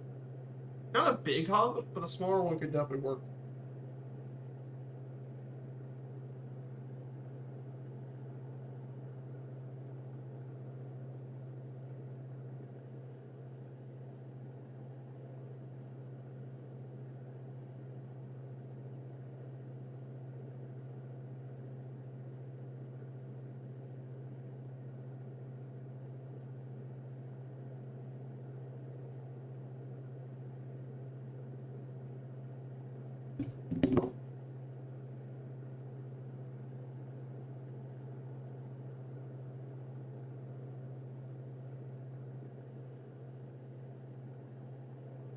Oh my god.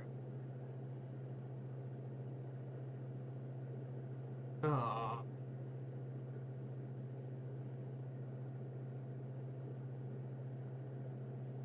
Here it is, guys.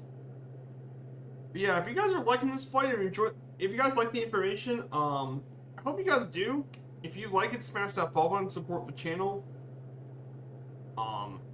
Continue to support on the content as well.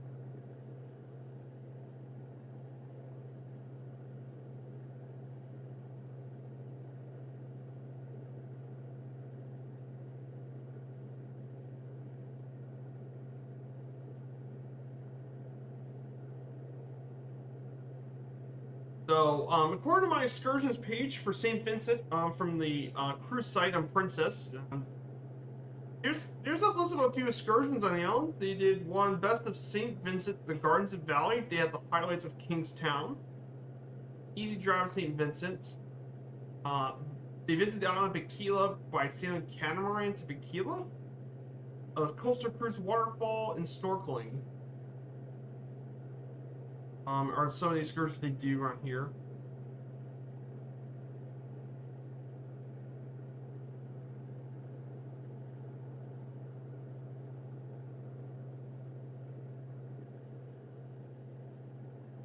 And thankfully for this one, for the Grenadines leg, we can get to, we're just going to be at 1,500 feet for that leg. So it's going to be a pretty short, we'll be pretty low to the ground at 1,500 feet.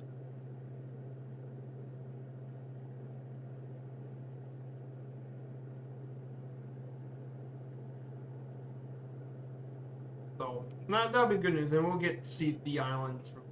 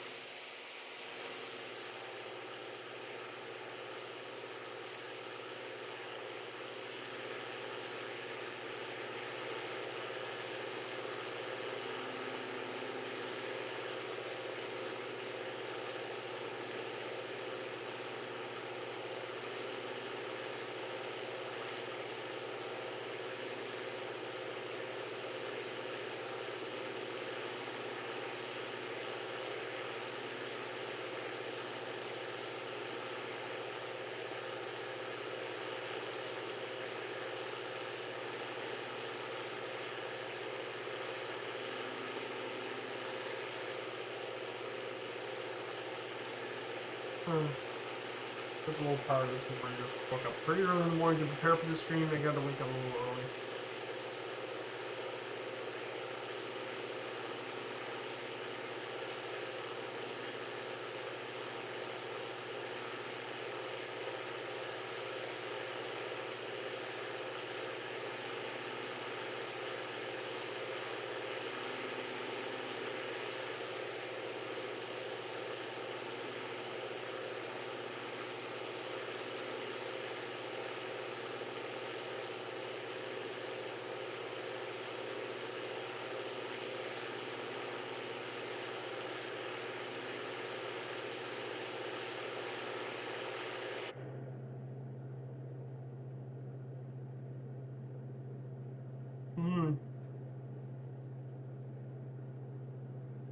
So here it is, guys. The Island St. Vincent, everyone. And there's the volcano. Around this area is the volcano, so we'll definitely take some screenshots of there. But I really do appreciate you guys being here. Thank you guys so much. I never had that many issues with bots. This was new for me, obviously. But I appreciate for all of you guys who stuck around. Thank you.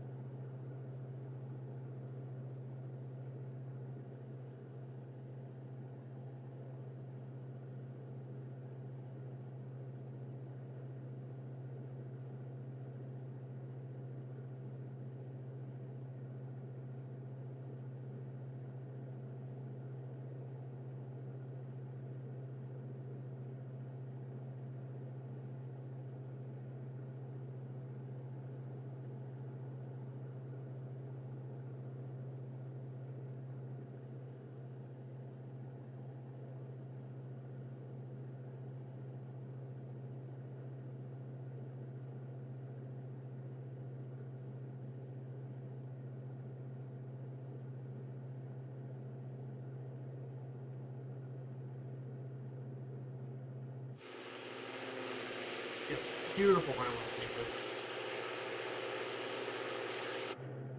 Absolutely gorgeous. Like I said, that's why I gotta take the DA42 this time, because like you get the panoramic view of the islands.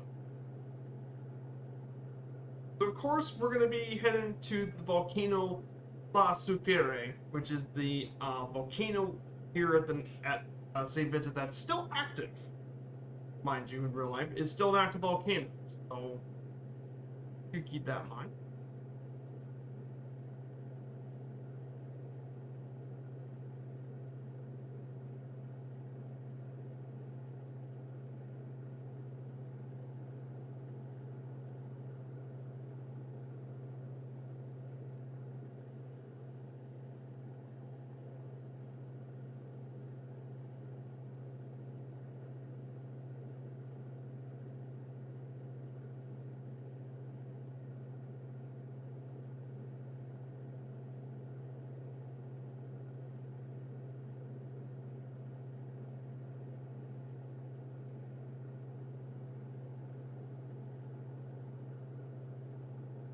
Beautiful island.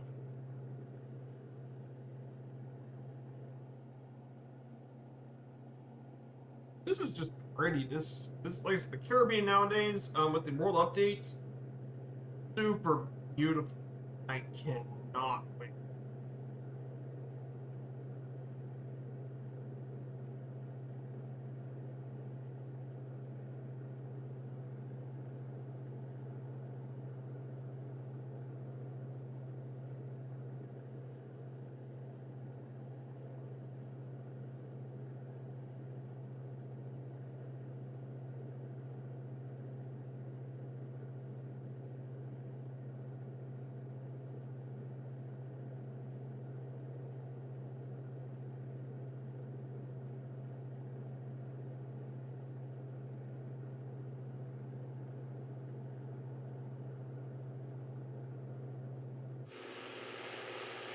Absolutely gorgeous here. So we're going to be flying over the volcano really shortly.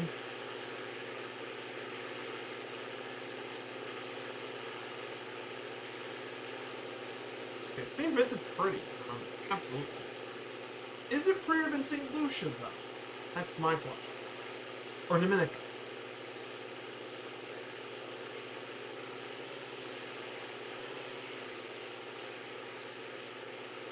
Here it is, guys. Volcano La Sofia. Here is the volcano.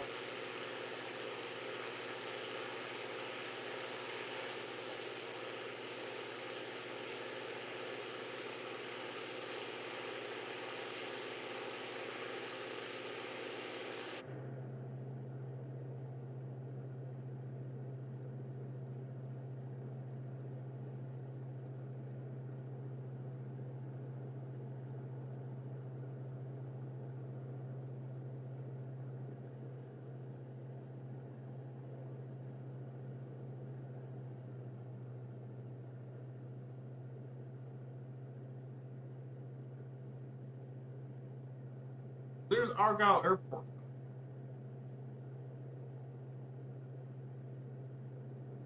Yeah, this area is gorgeous. Wow. Pretty island.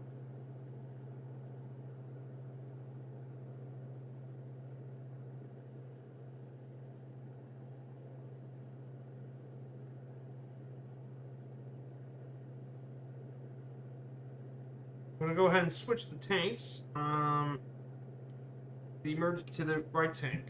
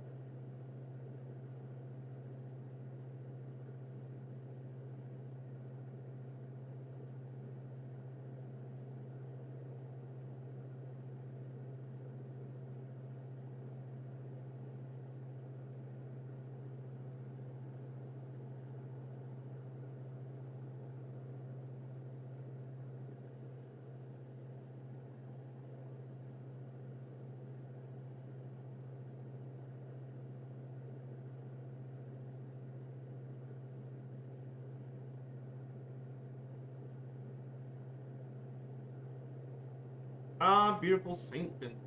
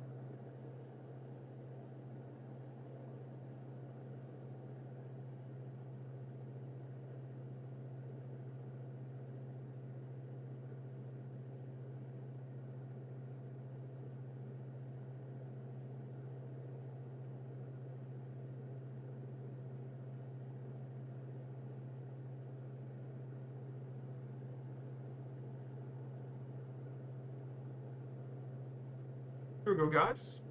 This is Argyle International Airport. On here. Let's go ahead and make our second landing of the day. But yeah, I hope you guys are liking the 16 viewers, man. That's a lot of viewers today, especially for my channel.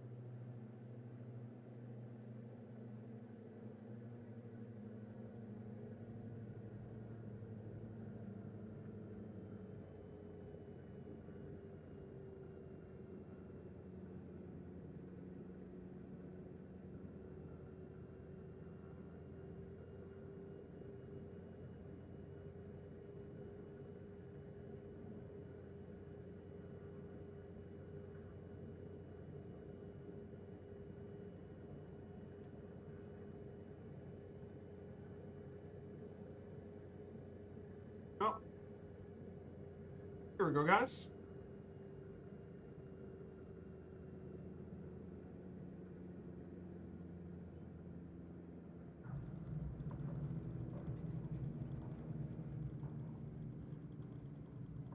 Woohoo! We did it. We're in St. Vincent now. This is Argyle International Airport in St. Vincent. So we won't be finished. We're going to be doing one final leg really shortly. This is Argyle Airport in St. Vincent. Definitely another beautiful Caribbean airport. The Caribbean's got a lot of really pretty airports to fly in and out of, and that's why I like flying in this region so much. Yeah, there's a lot of water, but if you're flying with the airliners and stuff, there are plenty of great international airports to land in for the Caribbean. You never can't go wrong flying some of these. Well, I guess this leaves us to one final leg to do. Um, that is to explore the Grenadines.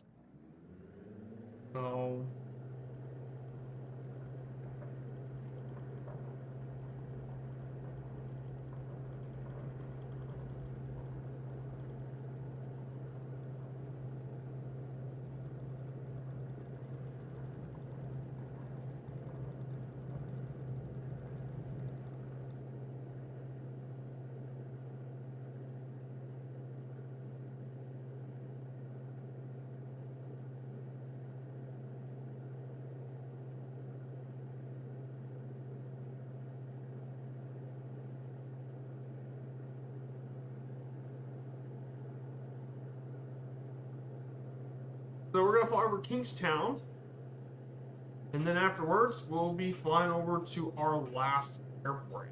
Last slide for today, I'm going to go ahead and talk about our last slide, and that's Union Island Airport.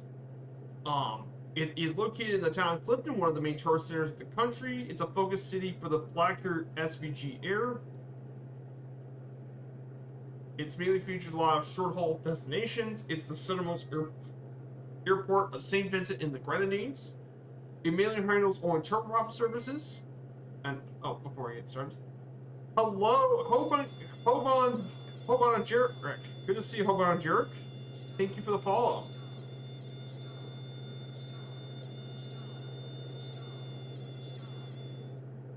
Thank you for the follow. I hope you're doing all right, my dude. Welcome on in. Welcome to the Snake Pit. It was constructed back in 1994. It operates as a major gateway to the southern Grenadines. It's one of the 5 airports in this nation. It has a very short runway with a displaced threshold, so it's mainly done with stall planes because this is only a 2,500-foot runway. So it's actually pretty short. It's not as dramatic as Saba or St. Bart's, but it is a very beautiful airport to fly in. Featuring flights across the other Grenadines, as well as some other destinations like St. Lucia, Castries, Martinique, Grenada, are some of them in Antigua. Definitely, Union Island, definitely a very cool little airport.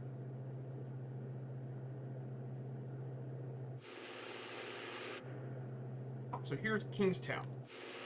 Yeah, there isn't very many flat services in this island nation.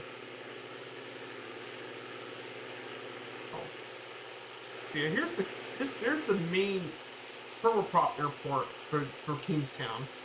It's this little airport. Like I said, I love flying. I really do like flying into the Caribbean. Definitely one of my favorite regions to fly to. So when I saw this thing get world limit, I was ecstatic. This area could definitely use a bit of an update. Man, I'm very glad it got an update. Incredible region of the world. A lot more. Here's Fort Charlotte. So as to our right, this is Fort Charlotte here in Kingstown. All right, guys, let's go ahead and turn left 196 degrees.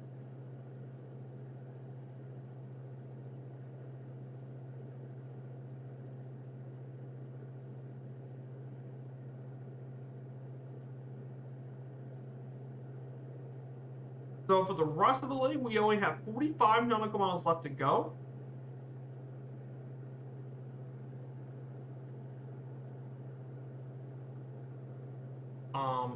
But here's definitely some pretty well-known little islands. One of those is Mystique Airport, which is the oldest one of the island. And it's a very popular place for a lot of business jets and stuff. It's a very popular for a lot of business planes.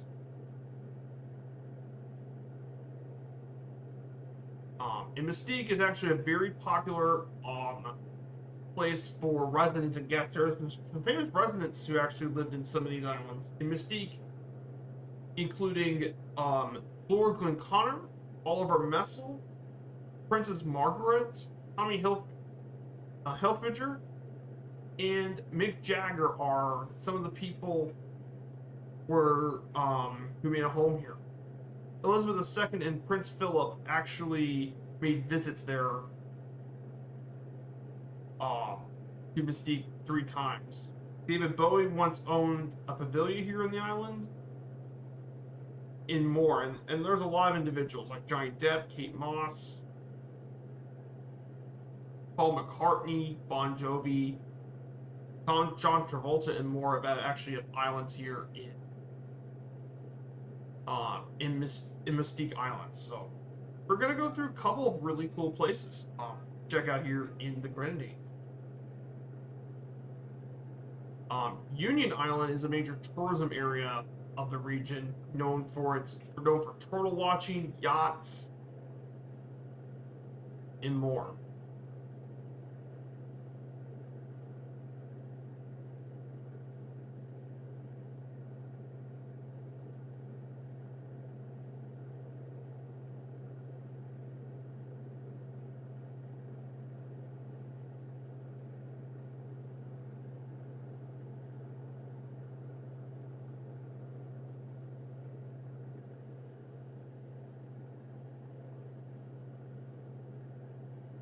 This here is the island of Port Elizabeth in Bikiwa. This would be the first place we're going to check out here in our trip to the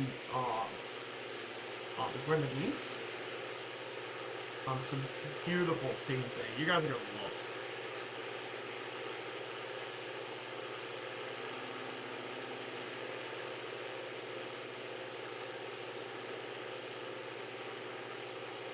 Absolutely amazing trip, guys. I mean, this has been an absolute blast.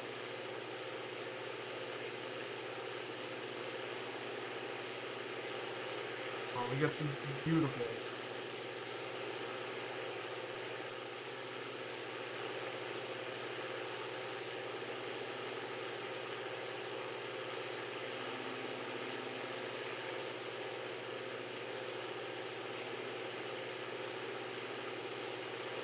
This is Bikiwa. You can actually take a ferry to there from the main island, St. Vincent. Around this area is like Princess Margaret Beach, the Turtle Sanctuary, there's Fort Hamilton.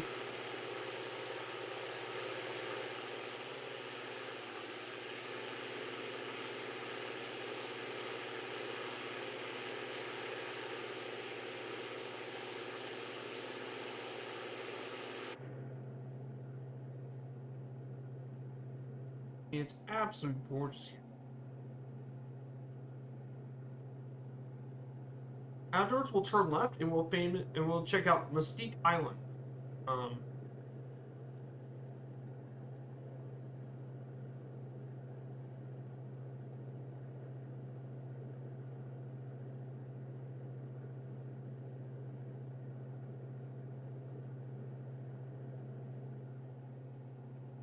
Yeah, like I said, this area got a lot of touch up.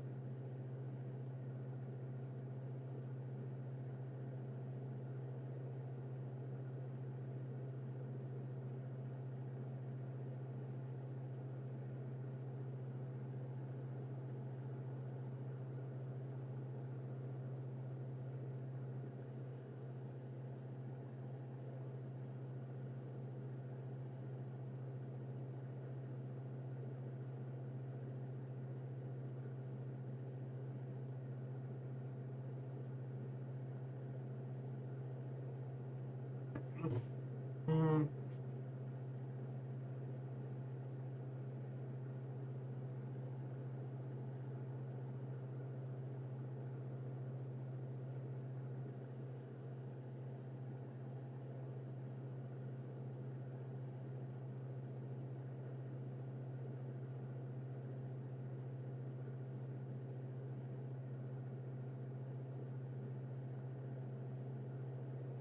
Hmm.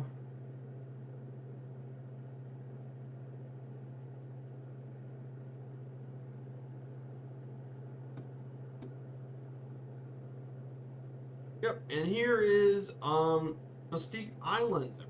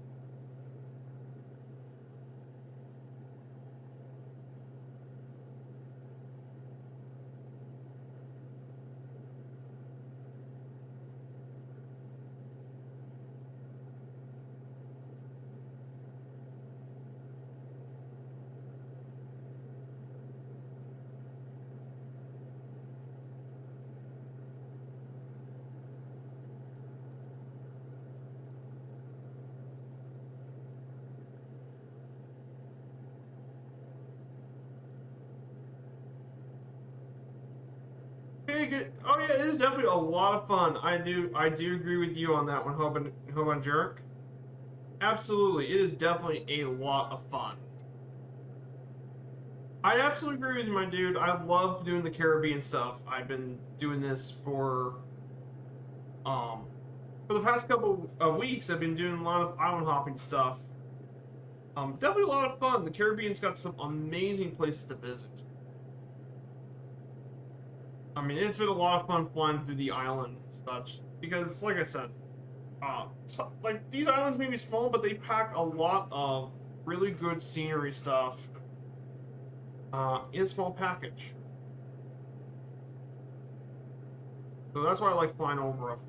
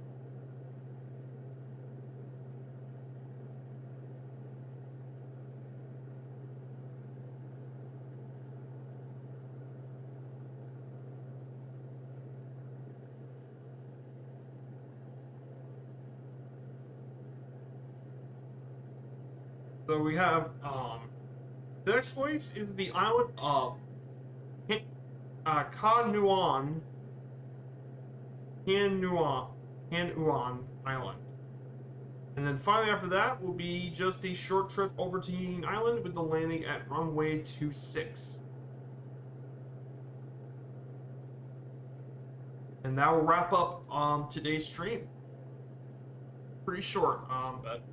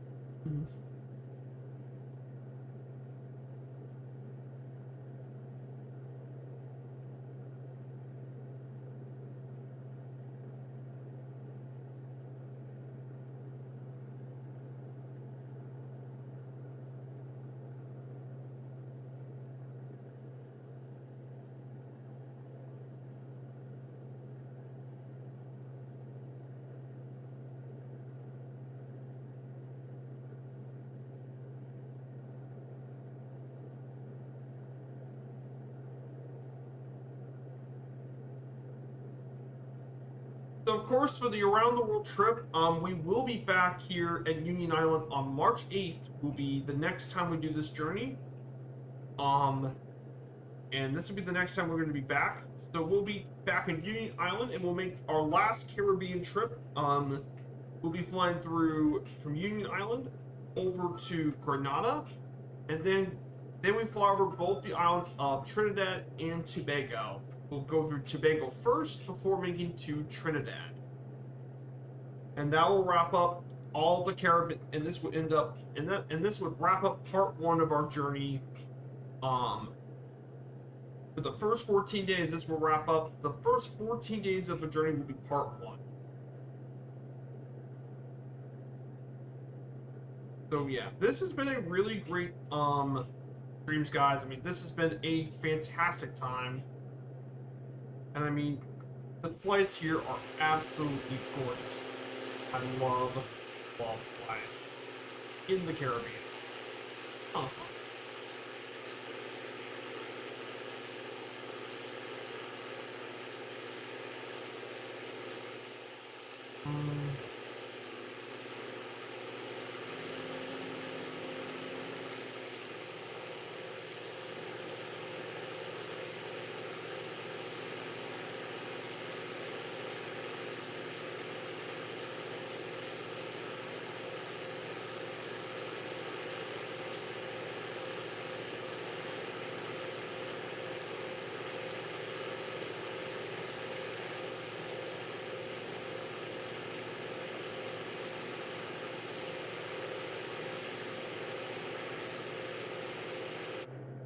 There's the airport for there. This is actually one of the other major airports in the Grenadines.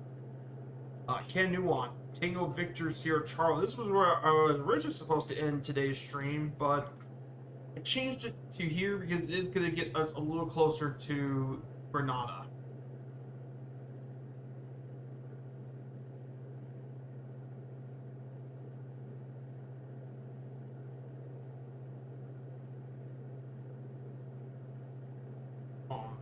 It's been a lot of fun, guys.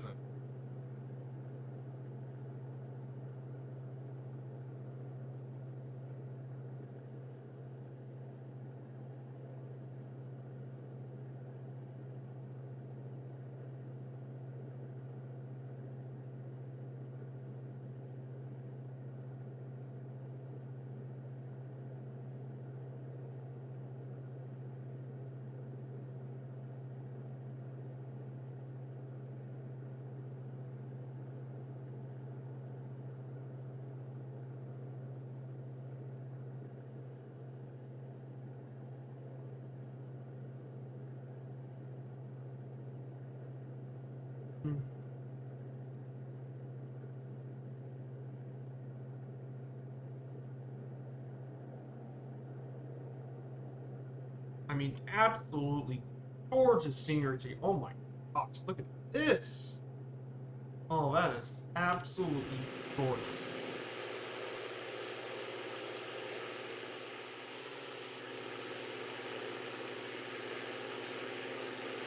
Oh wow, the scenery.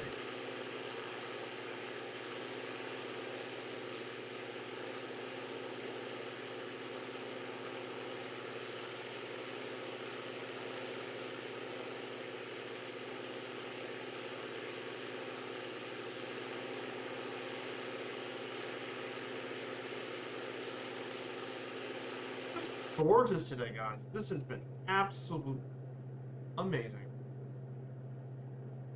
Here's Union Island, right over here. Oh yeah, when they worked the water mass looked yeah, that has been since the new update, and man, it has really transformed the region. And man, the Caribbean looks so nice now. It's always been a pretty area in real life, but now it's finally reflected much more of that.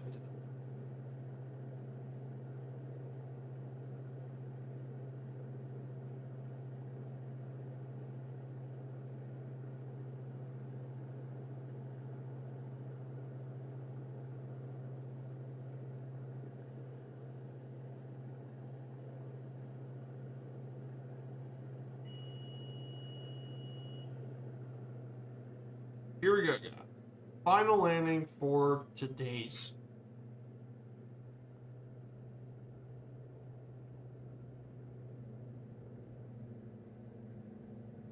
Should be a fun approach. Welcome, last island of the St. Vincent. At least we will be landing. Beautiful, beautiful stream. Absolutely incredible.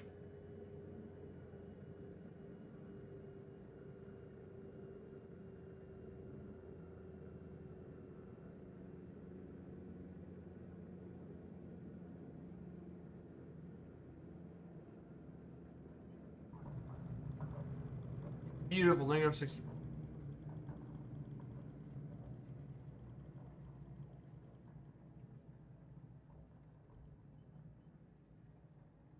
Make it to Union Island Airport.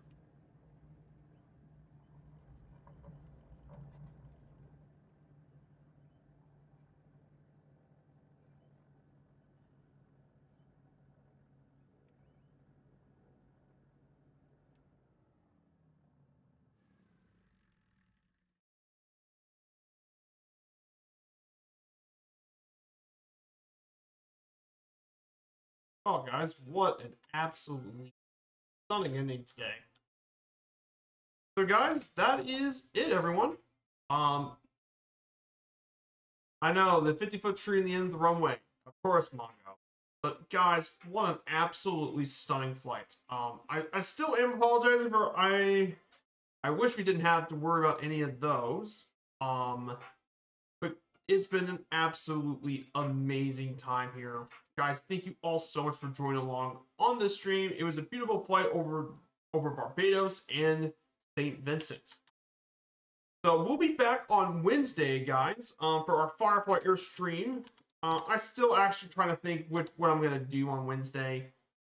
So until then, we'll see you then, and we will be restarting this journey on March 8th. We'll be finishing up the last of the Caribbean through Grenada and Trinidad and Tobago. Take care, everyone, and have a great rest of your weekend. Bye.